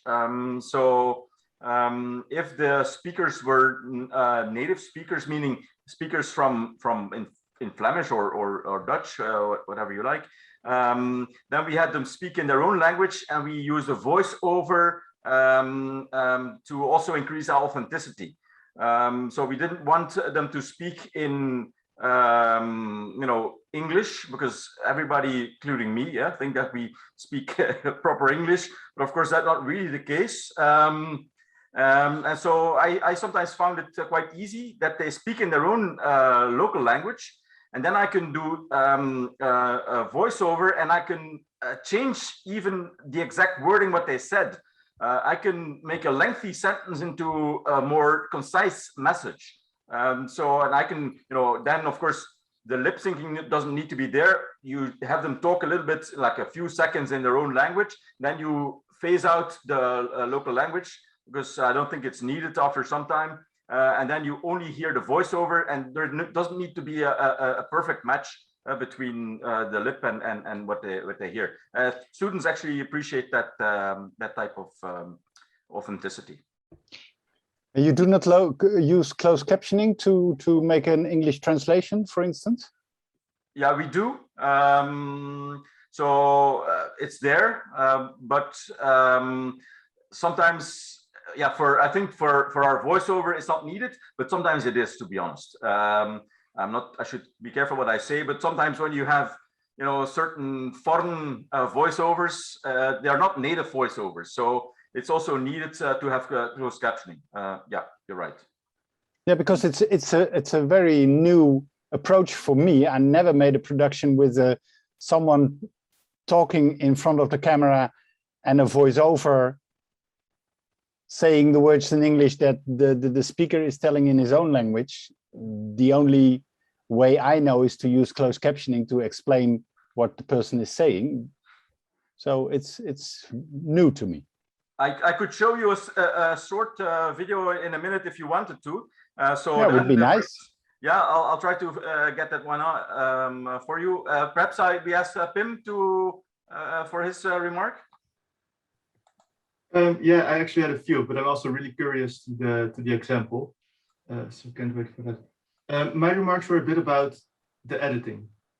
So at Delft, I asked the video production team, teach me how to edit videos, because I have a background in educational design, I want to learn what they do so I can help teachers. And I find it interesting because you highlighted 3 different options, right? Like they're equal, do it yourself, hire post thing, or hire the right equipment. The first advice they gave to me was avoid editing. You cannot avoid it, but make sure that everything you do up front is as good as possible. And what I heard from your story is you do put the preparation in with the script, you have a standard format. So a lot of the ingredients are there, but still there's a lot of work in the editing. And I think that's an interesting discussion. And Sally mentioned already for the learning conference that Delft, so me and together with my colleague Wiebe, we will discuss the media format sheet where the cost is involved. But this aspect of, yeah, what kind of preparation do you do when is also an interesting part of that whole sheet, because media production has a lot of different things to consider. And for me, that advice, do what you can do up front as much as possible, saved me a lot of time. And at Delft, we also have really nice studio facilities. We have one studio facility, for example, with a PowerPoint recording. It's a green screen studio where you just put yourself in front. And that system is designed to have no editing at all. So all the editing is done up front. You just select where do you want to be on screen at which slide, basically. And then you just start recording. So that's the other side of it. So I like your approach because it works, right? You have your way of working, especially with the companies, because that's a perspective that I don't have yet. And I think you need to have this. Yeah. I think the balance between pre-production and editing is a really interesting thing. And it's more complicated than we're covering right now. But I just wanted to highlight these few aspects. That's an excellent summary. Let's put it that way. Yeah, agreed. Yes, you explained it. I also don't think there's a right and wrong, right? So no. As long as it works, and you created great videos, so it works, definitely. But I think we should always look for the most effective way to do it, right? With the highest quality possible.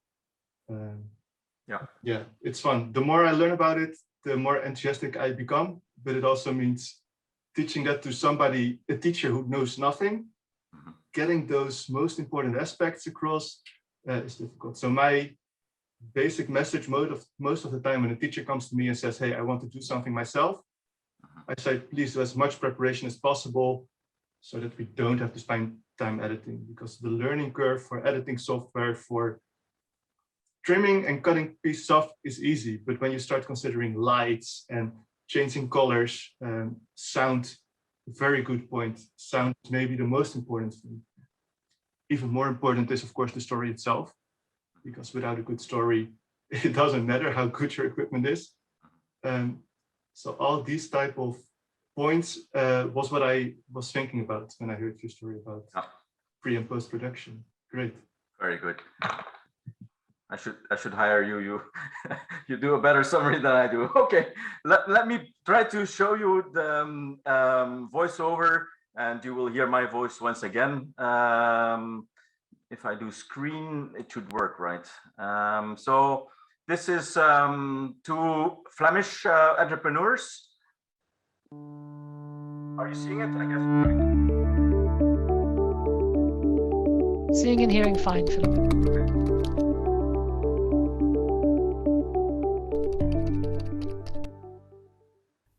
Ik ben van opleiding ingenieur. I am an electronic engineer by training. I was working at the University of Antwerp in the Center for Care Technology, focusing on adapting products for disabled people. A friend and I had a fun idea one evening. Okay, so I'll stop there already. So that's what I actually mean. With let's say a voiceover. So the manager speaks, in his own language, but of course, in Flemish or in Dutch, the let's say student scope is too small, so we have to develop it in English. I could have asked him in English, but to be honest, we all think that we speak good English, but it often, for those of you coming from Flanders, I like a tikken in the morning. I like an egg in the morning. So it's not because it sounds English that it is English, right? So that's why we prefer to do it this way. And then I should have shown you, you can turn off the closed captioning. on the English voiceover. Also because many students apparently these days sometimes like to watch it in a silent area, right? So they're sitting on the bus, or they can't, or they're sitting in the library. So the closed captioning is something that yeah, you have to add. You can do so also easily in YouTube, where students can turn it off and on. Of course, you need to improve the YouTube captioning, but that's why I was interested to hear from Marcus that if the captioning is already very good, then you don't need to change too much. But because I know that the captioning in YouTube is sometimes it's off. So that's something that can also save you a lot of time. Yeah, I did quite a lot of research on captioning, and the percentage that Marcus mentioned was a bit high in my experience, because better than 80% I never met, and that's a critical value. But maybe there has been made some progress. But in my experience, you always have to check automatic generated closed captioning to take out the faults.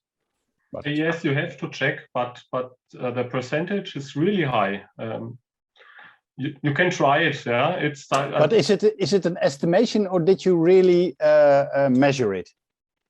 No, I didn't measure it properly, okay. But it was very accurate. High, even with Bavarian dialect words. Yeah, I can't believe it. Yeah. Okay. Yeah. And yeah, it's now it's native in Premiere Pro, and everybody who works with Premiere can try it. Yeah. Yeah. Because I can tell you, indeed, in YouTube, it's far less. So that's why I'm interested to hear about Premiere Pro. And also, yeah, you can improve the SRT file, so you can also burn it into the file if you wanted to have a, let's say, a subtitle version of the file if you wanted. So. Okay. I continue. I think that we are going now to the teaching part, if I remember correctly. Yes. So how do we use this, or how can we use these video cases in teaching? So as I indicated, our video cases are about 25 minutes long. So some are less, some are only like 20 minutes, some are a little bit longer, almost 30 minutes, but they are split into different sections. So a longer video would typically be split also in more sections than a shorter video. So each section tackles a specific issue. So you can show a section and then ask a question, etc., etc.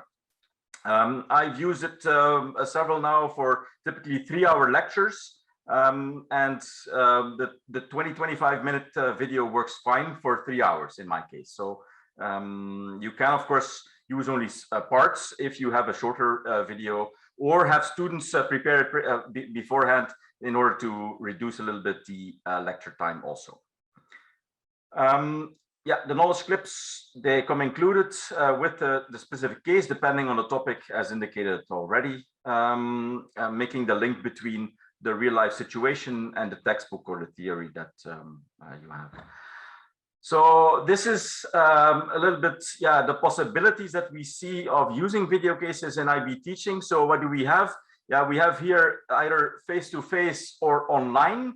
And we have in the middle, of course, a hybrid form, something which we have yeah, come familiar with all too often in the last few years. Now, hybrid is often discussed as face-to-face and an online model, meaning that there are some students in my lecture room, while some are sitting at home because of various reasons. They don't want to come, they are ill, or what have you. In our model of university, it can also be the several campus model as hybrid. What does that mean? Well, I don't know if you know, but KU Leuven has too many campuses, I think. And so sometimes you lecture, let's say in Kortrijk in one campus, while some other students are sitting in Leuven. So you have face-to-face students in your classroom, and some others are following on a screen or at home, because they are supposedly based in a different campus. So that's also hybrid in our model of hybrid teaching. And then, of course, you have the synchronous versus asynchronous form, meaning, yeah, synchronous is, you know, while lecturing. Asynchronous is when students do it in their own time, not in sync with your lecture. Yeah, clearly, of course, I don't have time to go through all of these different boxes, because then would be here until next morning. But let me just briefly indicate how it could work. Like, for instance, face-to-face synchronous. So it's actually a regular lecture without preparation. Students arrive and you introduce the topic that you're going to tackle in that session, and you have the video case discussion and the theory and knowledge discussion while they're there. So that's the great part about a video case, I think. It's something that is very easy and quick to transmit information and knowledge. So otherwise, students have to read like multiple pages of text. They can't do that in the lecture hall, because then your whole lecture is gone. You would have to ask them prior to the lecture. And with a video, that's not the case. They can actually look at the short video sections and get a lot of information. You give them a few minutes and they look up the company online. They're very adapted to this model, and they can start discussing on the issues at hand. So it's a model that works. You can also do this perfectly online, as Isabel also already indicated. I'll let her talk perhaps later on a little bit about this. And you have then, for instance, breakout rooms in an online setting. Also, asynchronous, I think, is perfectly fine. Perhaps it's also the model that Deborah was talking about, where you have the full video case preparation or discussion on an existing platform, where you don't have to use it in the classroom.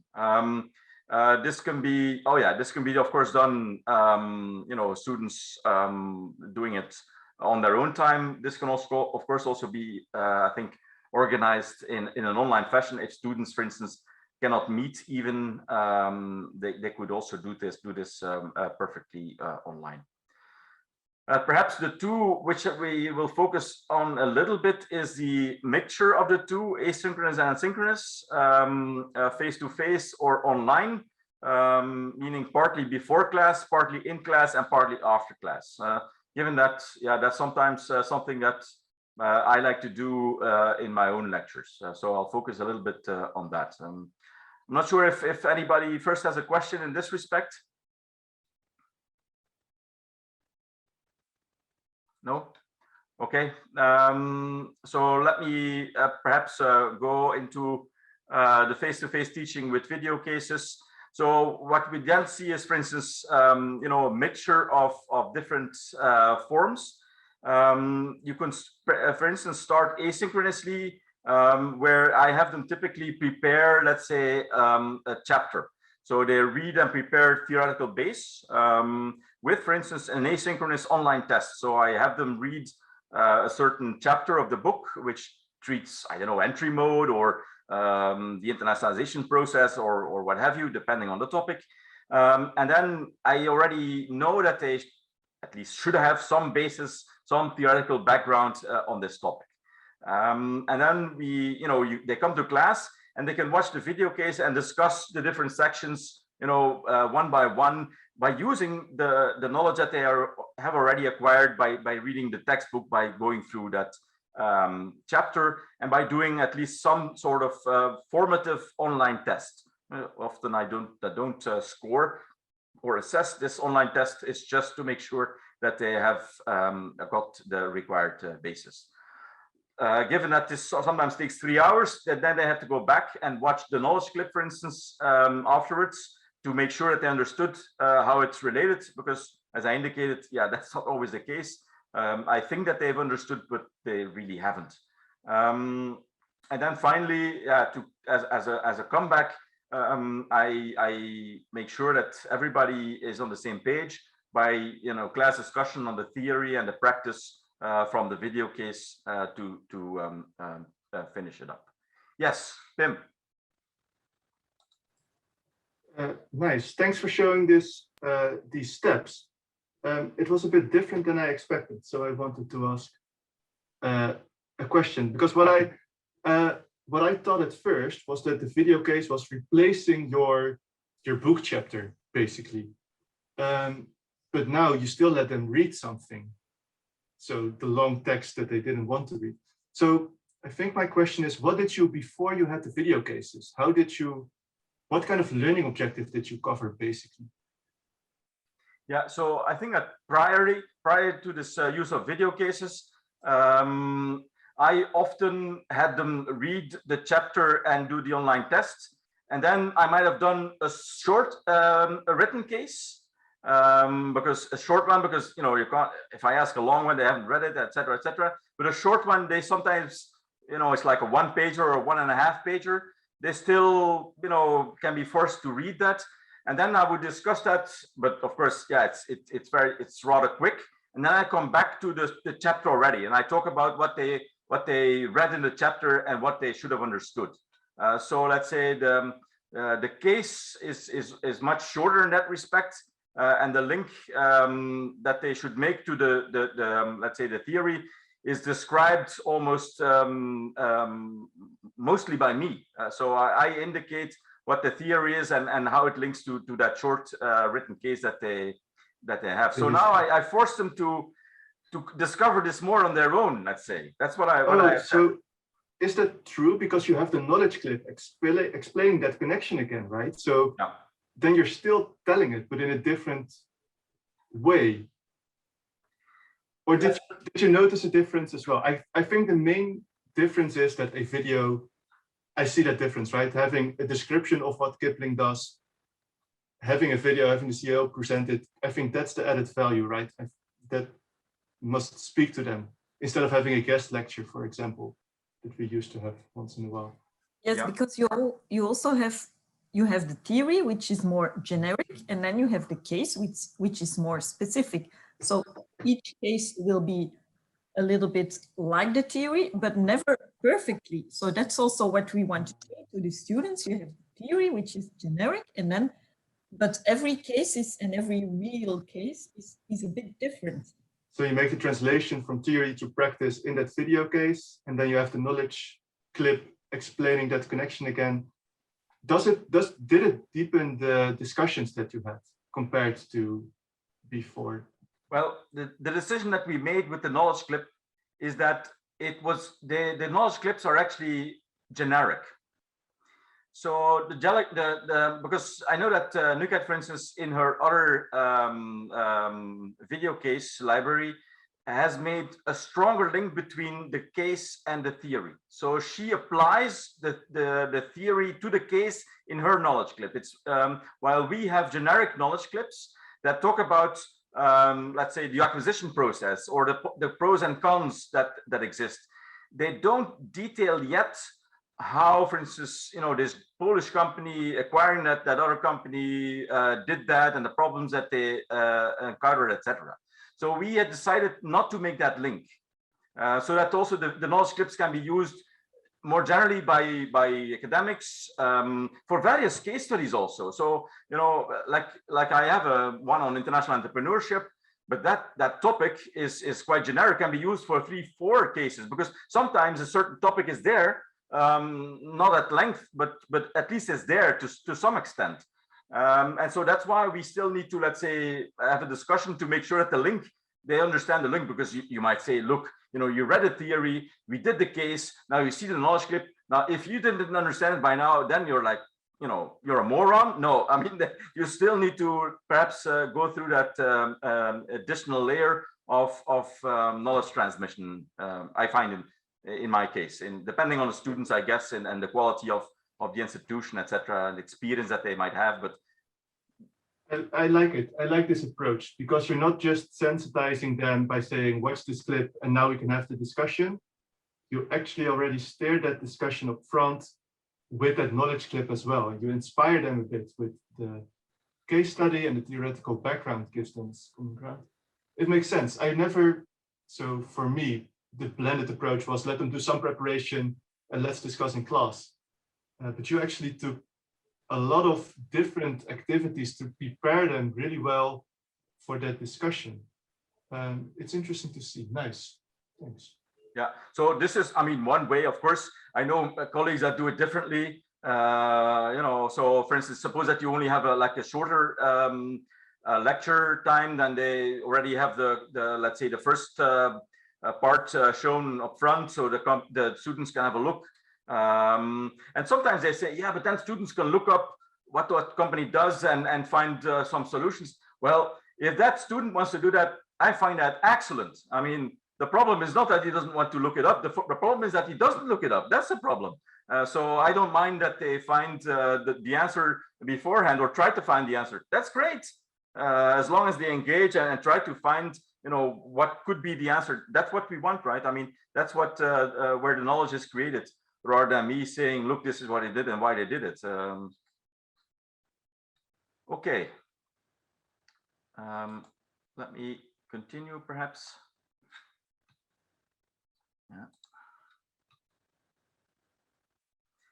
Yes, then we move to the online teaching with video cases, meaning that we have this the second form where we have this asynchronous synchronous form. But then, you know, how do we do it when we have online video cases or you have online lectures, right? So again, you might say we could go through the same process. We're adapting it a little bit, but it still could be done, right? So perhaps Isabel, I leave the floor a little bit to you now to illustrate how you did that, for instance, last year with the video case in the breakout rooms. Yes, I think I mentioned it already a little bit shortly. So yes, we were obliged to teach online last year. So we watched a small part. I asked some questions, and then I put the students in breakout rooms, and they had 10 minutes to discuss. And then we came back together, and I gave the floor to some of the students, and I think they liked it. And I think there was a good discussion because some even mentioned that 10 minutes was not long enough. So I think they liked this kind of teaching. Yeah. And I think I also used some of the knowledge clips afterwards to explain a little bit more the solution. Yeah, that's right. So sometimes, of course, depends on the timing, etc. Online, I find, you know, the difficulty myself is that, yeah, in class, I can quickly assess by looking how actively engaged they still are with a certain question. So do I tell them beforehand it's 5 minutes or 7 minutes or 10 minutes? Not always. So that's the easy part, let's say, of seeing people. While online, yeah, that's not always easy. You could say, yeah, you have to go through the different breakout rooms and see whether they're still actively engaged. But to be honest, you know, as a lecturer, sometimes they think that you know, are a centipede and you can do all these things at the same time. So it's a challenging thing. So that's why. Yes, indeed. Yeah. It's more difficult to check, and probably some of the groups were less engaged than others. So indeed, it's difficult to check. And so, but here I did it because we were forced to, and it worked more or less. Yeah. So perhaps in this respect, what can be used is, of course, depending on your university's online platform. I always find it surprising that it varies quite a bit. So of course you have a Blackboard in many universities, but sometimes others use Zoom or Teams or Meet, or yeah, it varies quite a bit. But they often have this similar type of whiteboard that you can use. Although I sometimes think that external ones are often better. The one that Mural, I think I've used for a project with the OECD. That's a very good one. I think that Isabel sometimes they use Stormboard, you said? Yeah. For No, I didn't. I used always Collaborate because yeah, it's the standard at KU Leuven for the students. Just a little thing I wanted to add, I always used the random breakout groups. So they changed all the time. Yeah. That's true. So it's an easy option, right? I mean, you don't have to spend too much time in making all of these groups. So that's sometimes that, you know, I've seen this before also, you know, myself when I use it. So you have a canvas that you create and you have questions that are developed, and students get a colored sticker, like a Post-it. And so at the end of the day, after the breakout room is finished, yeah, you see who did what. So I find this, yeah, if there's like a paper trail, it's not really a paper trail, but if there's a paper trail to some extent, then students are always more engaged and actively trying to solve the issue rather than sit there and listen to what others are saying. Philip, Deborah's had a hand up for a little while. Oh, I'm sorry. Yes, go ahead. Thank you. Yeah, it was a question to Isabel about dealing with the theory first. I'm thinking that perhaps there's an affordance of video cases to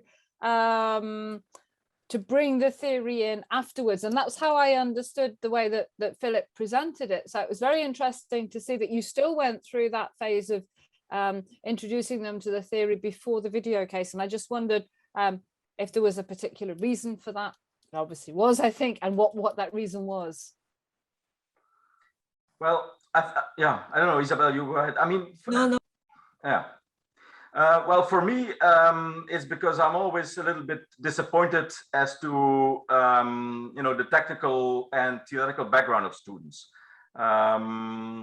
It might depend a little bit on your institution, but I know that, for instance, others like Nuket, she likes to use the video case offhand, meaning she does not have the theoretical reading and background up front.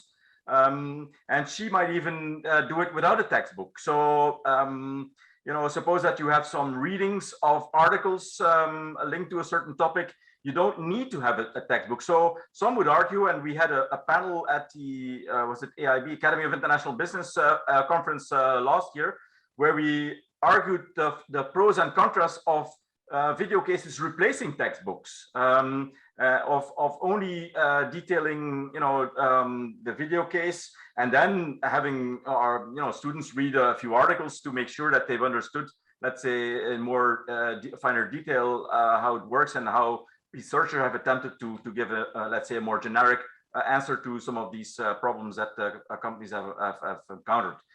So I have a slide about inductive versus deductive. So yeah, I'm a little bit, you could argue that either way, I think. I'm sure, yeah, absolutely. I'm just looking to flip the particular course that I'm doing at the moment, which is very theory based. And if I look like I'm multitasking, I am, because I'm now planning the red thread of my video cases for my course as you speak. So this is inspiring. Very inspiring. Yeah. Thank you. I think you should definitely try it, but we have a more traditional way of teaching in Belgium, especially in the normal bachelor's and master's, and in for example, MBAs, you would do it differently without the theory. We still have to make the switch little by little, I think. This is it, yeah. I'm in a very traditional context as well, but I've got a little bit of leeway to redesign for next year, so I'm going to use that opportunity. Yes, Nuket, I see you have your hand up also. Very quickly, in order to be able to answer Deborah's question from my perspective, how I do it, because Philip mentioned, I've started this journey basically in order to be able to replace textbooks with e-textbooks that are comprised from video cases. So the video cases that we've had with the first series that I've started something like 10 years ago now in marketing, I've taken a marketing book and I've tried to produce, I still am, try to produce different video cases for each chapter. So you can actually start, I don't know, say communications, and you start the lecture with these video cases, knowing that the video case will actually cover the basic textbook stuff, so that you can actually start the classes with the video case. And just by watching it, maybe even 5 minutes of the video case, they get a feeling of what the subject is going to be. and they're engaged more, so they talk more, they contribute more. And at the end, you know, again, with the knowledge clip, we wrap it up, covering all the textbook information that is to be covered in that chapter. But use the video cases more like a leverage to get their engagement, to get their interest, and so that they can start thinking, they can start talking among themselves. That was, you know, how I use these video cases. Just wanted to explain it from my perspective. Yeah. But also in my case, so, you know, I have a tendency to stick with a textbook because, you know, we live and breathe by the comments we get from students, right? And so if there's no textbook and you only use articles, our students sometimes say, oh, but you know, what are these? There's no framework. I don't know where we're going. I don't know where we're at. So they're very structure based. You know, tell me what to do and when to do it. So that's why I have a tendency to stick with a textbook because otherwise students always start complaining. Okay. Right. Let me see what we still have. Yeah. Okay. So in these online platforms, you can have the minutes there. You can monitor. Sometimes also you can create PDFs, which sometimes can be useful to have some sort of track record, if you like, from what students did in a certain breakout room for submission to, like, let's say your online platform. Yeah, how to improve students' theoretical comprehension using video cases. Yeah, that I still find is essential. So watch a knowledge clip, which I already spilled the beans a little bit by saying that in our concept, now the knowledge clips are quite generic. So they still need a little bit of class discussion to make sure that they've understood how it linked. But like I said, Nuquette's video case knowledge clips on marketing are a little bit more, let's say, practical. So they relate the theory to the case in the explanation. Yeah, so that's the learning of theory could precede or follow the video case as indicated. So yeah, whether it's theory starting and then, you know, by testing the hypothesis coming to confirmation, or is it the other way around by observing and then seeing the pattern and developing some hypothesis leading to theory? I think that both can be done, but it's true that this process, left or right, has to happen, and so the role of the instructor is still instrumental in this respect, because I sometimes think that you know, video cases are not a panacea in this respect.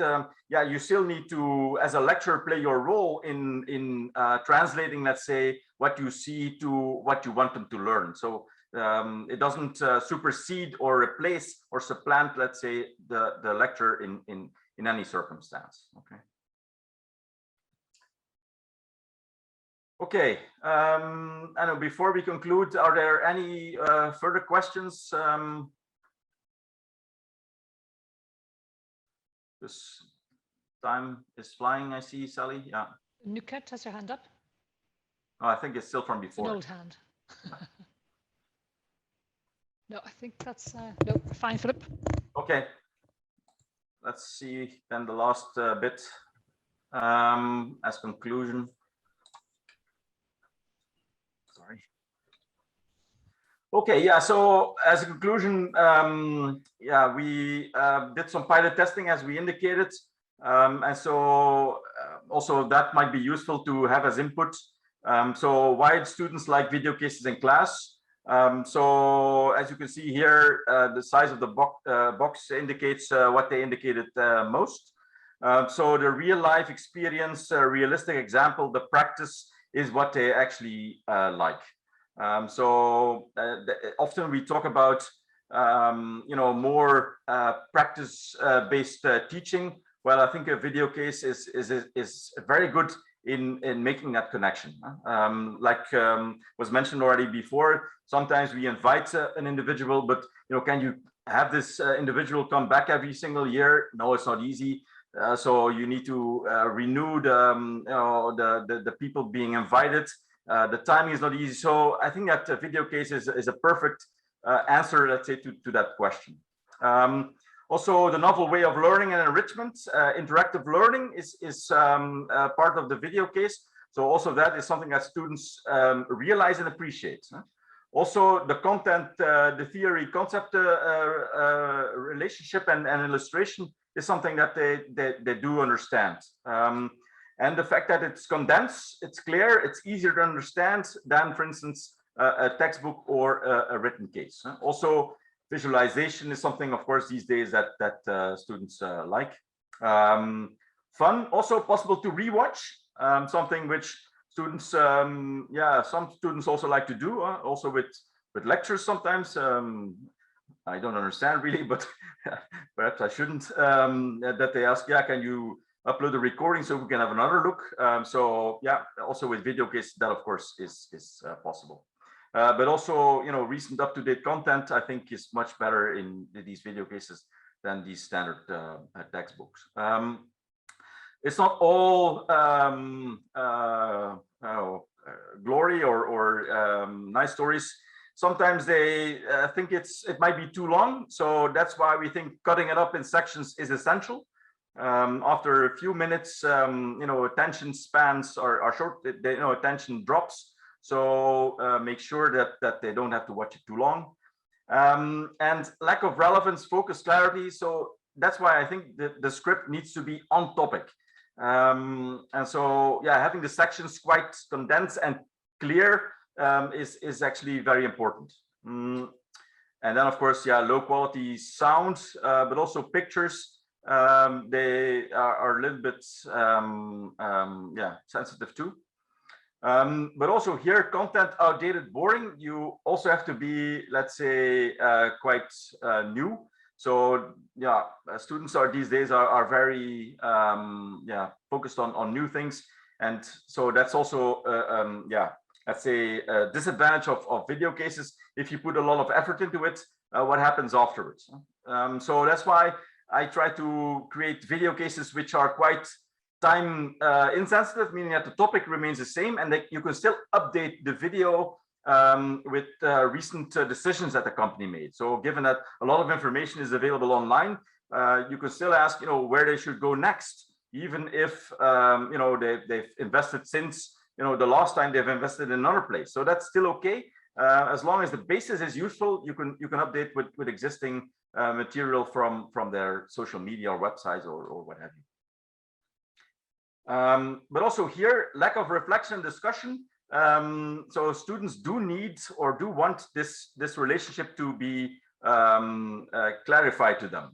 I think it's something that I also recognize in my classroom.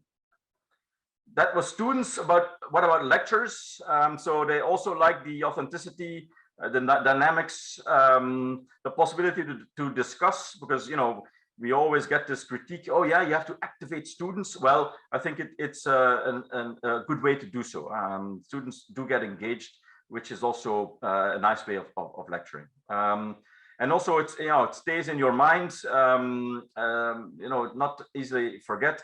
But on the downside, yeah, it does require some preparation time and also new teaching skills. You know, it's a proverb I've heard somewhere else. You know, if all you ever do is all you ever did, then all you ever get is all you ever got. So many lecturers are often based on what they do. You know, they fall back on their MO. So yeah, sometimes you have to push them outside of their comfort zone to make them take up this video case, or to try to develop even some video cases themselves. Yeah, it does require a little bit of a push, I think, but perhaps with these new students, they might realize that it's a requirement. Again, like I indicated previously, unpredictable discussions. So sometimes the discussion goes into a direction that you had not anticipated, which can be a good thing if you are perhaps a seasoned lecturer. You can deal with that and go with the flow. But sometimes, you know, people want a certain topic to be covered. So it does require a little bit of steering if you want that. So time management also can be an issue. given that time flies, and the lecture time is often spent on doing the video case. Yes, so length versus information, that's summary which we already talked about. Short enough, but all necessary information there. So that's scripting and information flow that we talked about. Video versus written material also is a challenge with the teaching notes and the knowledge clips. So it's not just one thing, it's a little bit of everything which needs to be developed. Structure versus own discovery. I think it can be a good thing, but you need to be prepared for that also. And updates, old book versus old video. So again, I think the basis of the video can still be used, but you sometimes need to indeed be a little bit sensitive to last minute decisions by the firm or changes that occurred. Which we didn't do across university testing of cases. Our video is more or less universal. So would this work in India? Would it work in South Africa? I do have a lot of responses from, like I said, lecturers in, let's say, off the beaten track locations. So it does look quite useful, but it could be a good thing to have also video cases from more diverse backgrounds. So that's something perhaps that you need to take into consideration. I think diversity is becoming important. So, on topics, but also on origin, etc. And then, developing teaching notes is always an additional part. I think that we've covered this. So our finding support to make structured videos from diverse business environments as teaching material. So, I think that there is something to be argued in favor of video cases, and I'm sure that I don't need to convince you, and I hope you appreciate it, what we presented.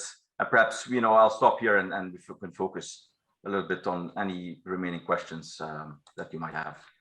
Okay. Thanks, Philip, very much. Indeed, any comments or inputs? It's interesting for us to hear very much the academic side of things. So I think certainly from the point of view of the AV people, it'll be interesting to have heard that. Anything, Deborah's asking, the acronyms MNE and MNC, what did you mean by that? Sorry.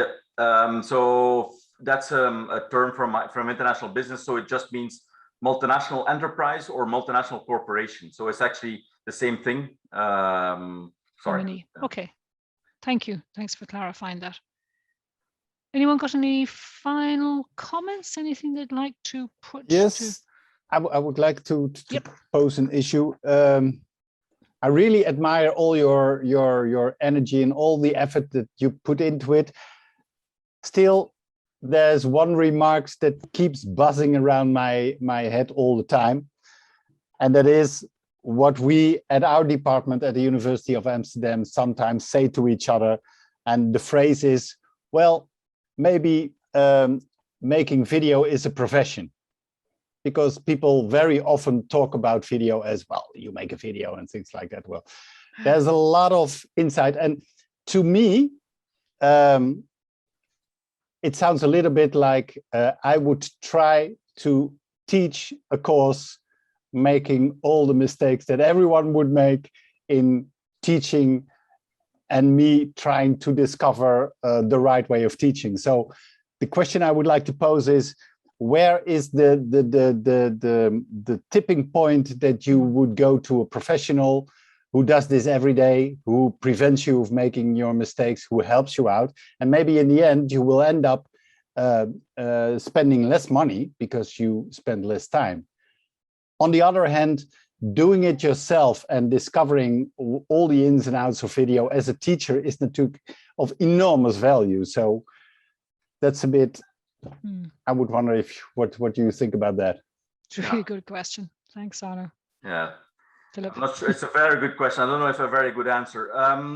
I do know of some colleagues, not particularly at my own campus or own faculty, that are very good at making, let's say, easy access videos.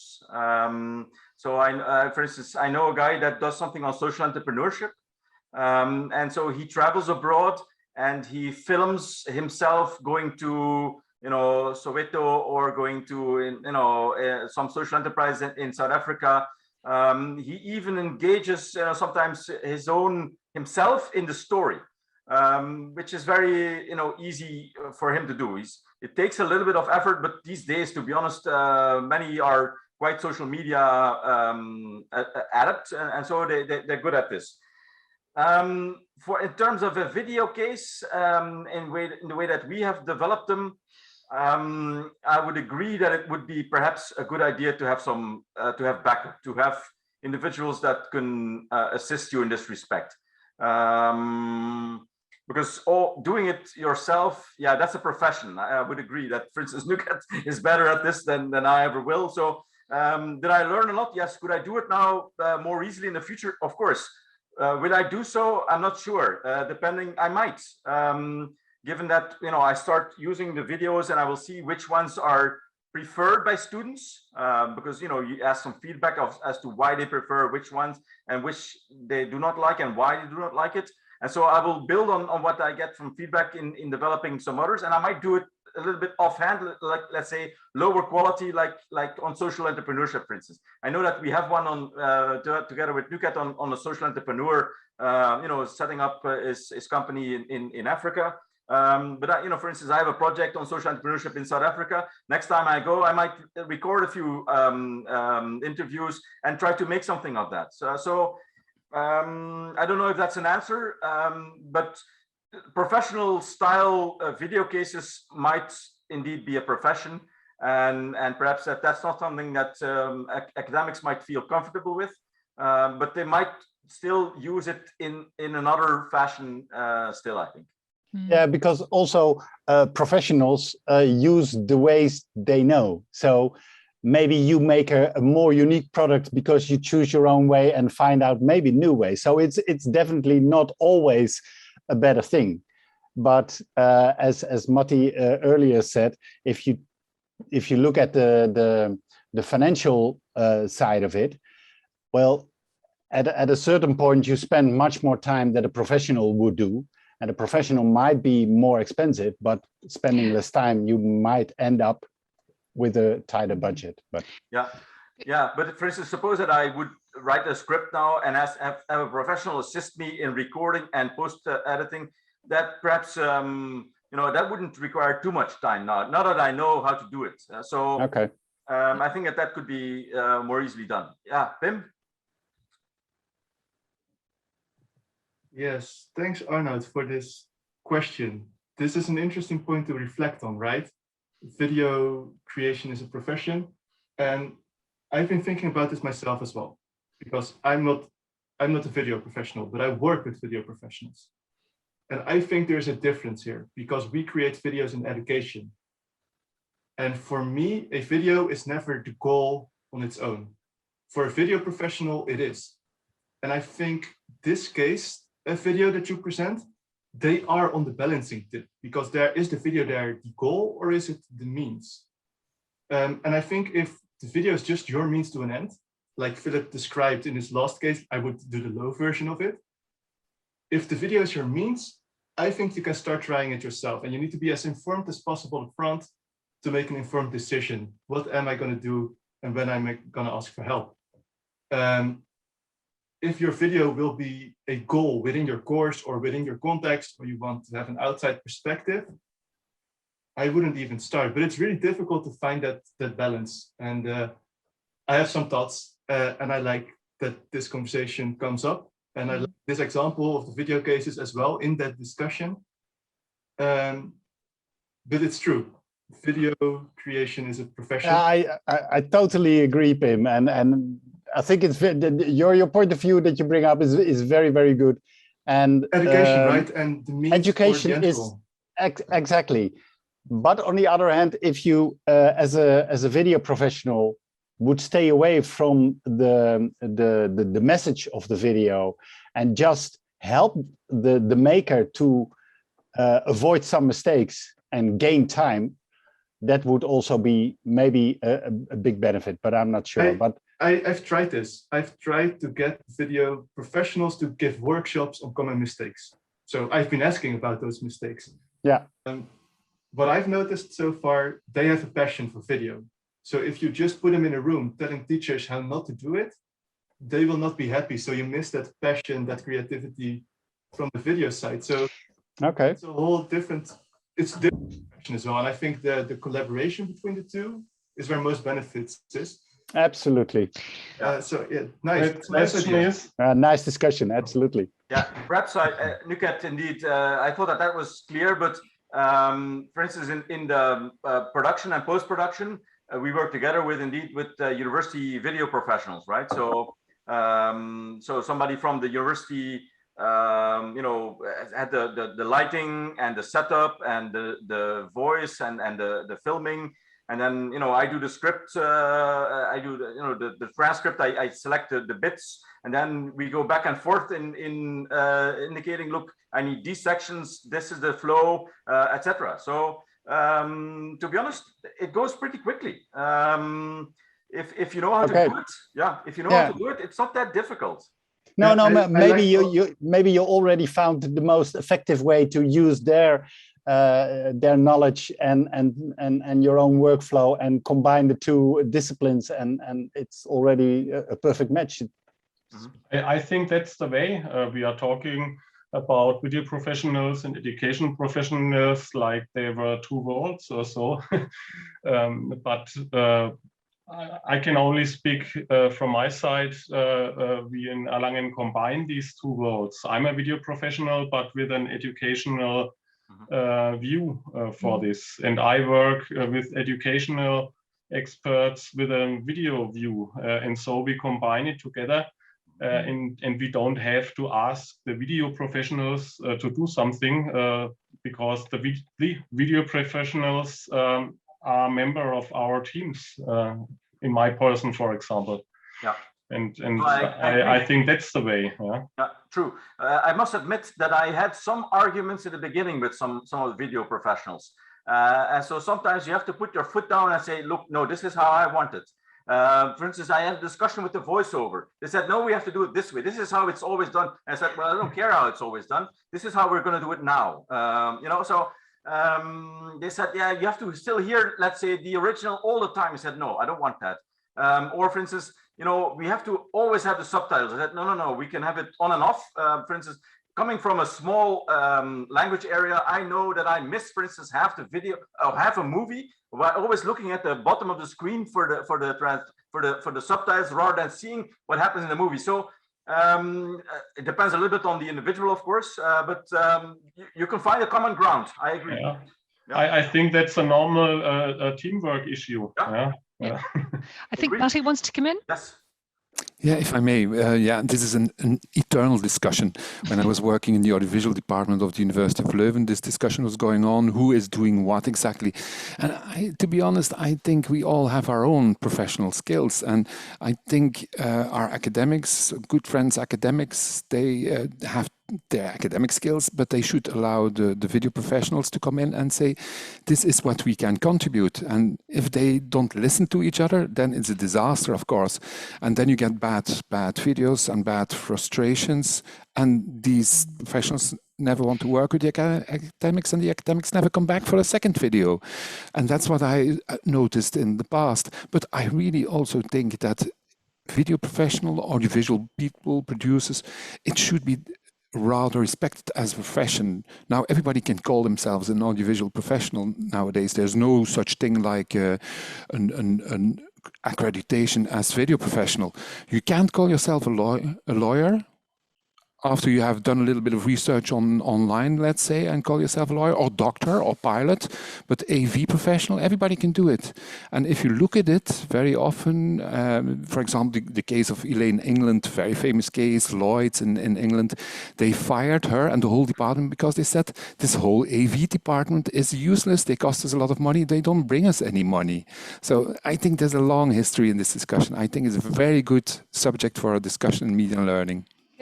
Yeah, exactly. I'm going to bring this to a halt, actually, if I may, because I think this is grist to the mill for so many of us here. And really, thank you, Philip, for bringing our attention, of course, back around to this ongoing. But you know, I do see there is hope. I mean, one of the things I suppose Corona has been a disaster in some ways, but it has actually pushed all of this together. And as Deborah says, now, you know, media learning, it's our business, this, to try and bring all of you together in these kinds of conversations. So I just really would like to say thank you very much to everybody for taking part this afternoon. A small but intense group, and it's been really good to have you with us. I wanted just to remind you before we go that we have a couple of things coming up in the not too distant future. So in case you didn't know, we have another session like this taking place on the 17th of November about using video as a tool for assessment. And actually in that instance, we will have John Murray from Ireland from NUIG, who is very much an academic background, and also the people from Derby University who come more from the production, the AV side, and they will be giving that workshop together. So that's an interesting crossover between the two.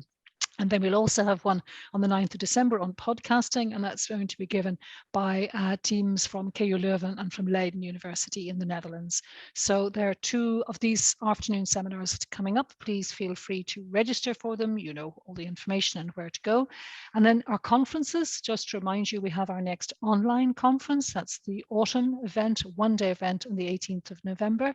Deborah is one of our speakers there, and we're starting up the session, the whole day that day, talking in fact about the position of these kinds of centres going forward insofar as what about these audiovisual centres, these centres for learning and teaching? What is their position within universities and how can we get the most out of them? And one of the things they've done is they've launched a survey, which I hope you've seen by now, asking everybody to kind of give them some feedback about their position from amongst our membership so that they can present that during the conference then on the 18th of November.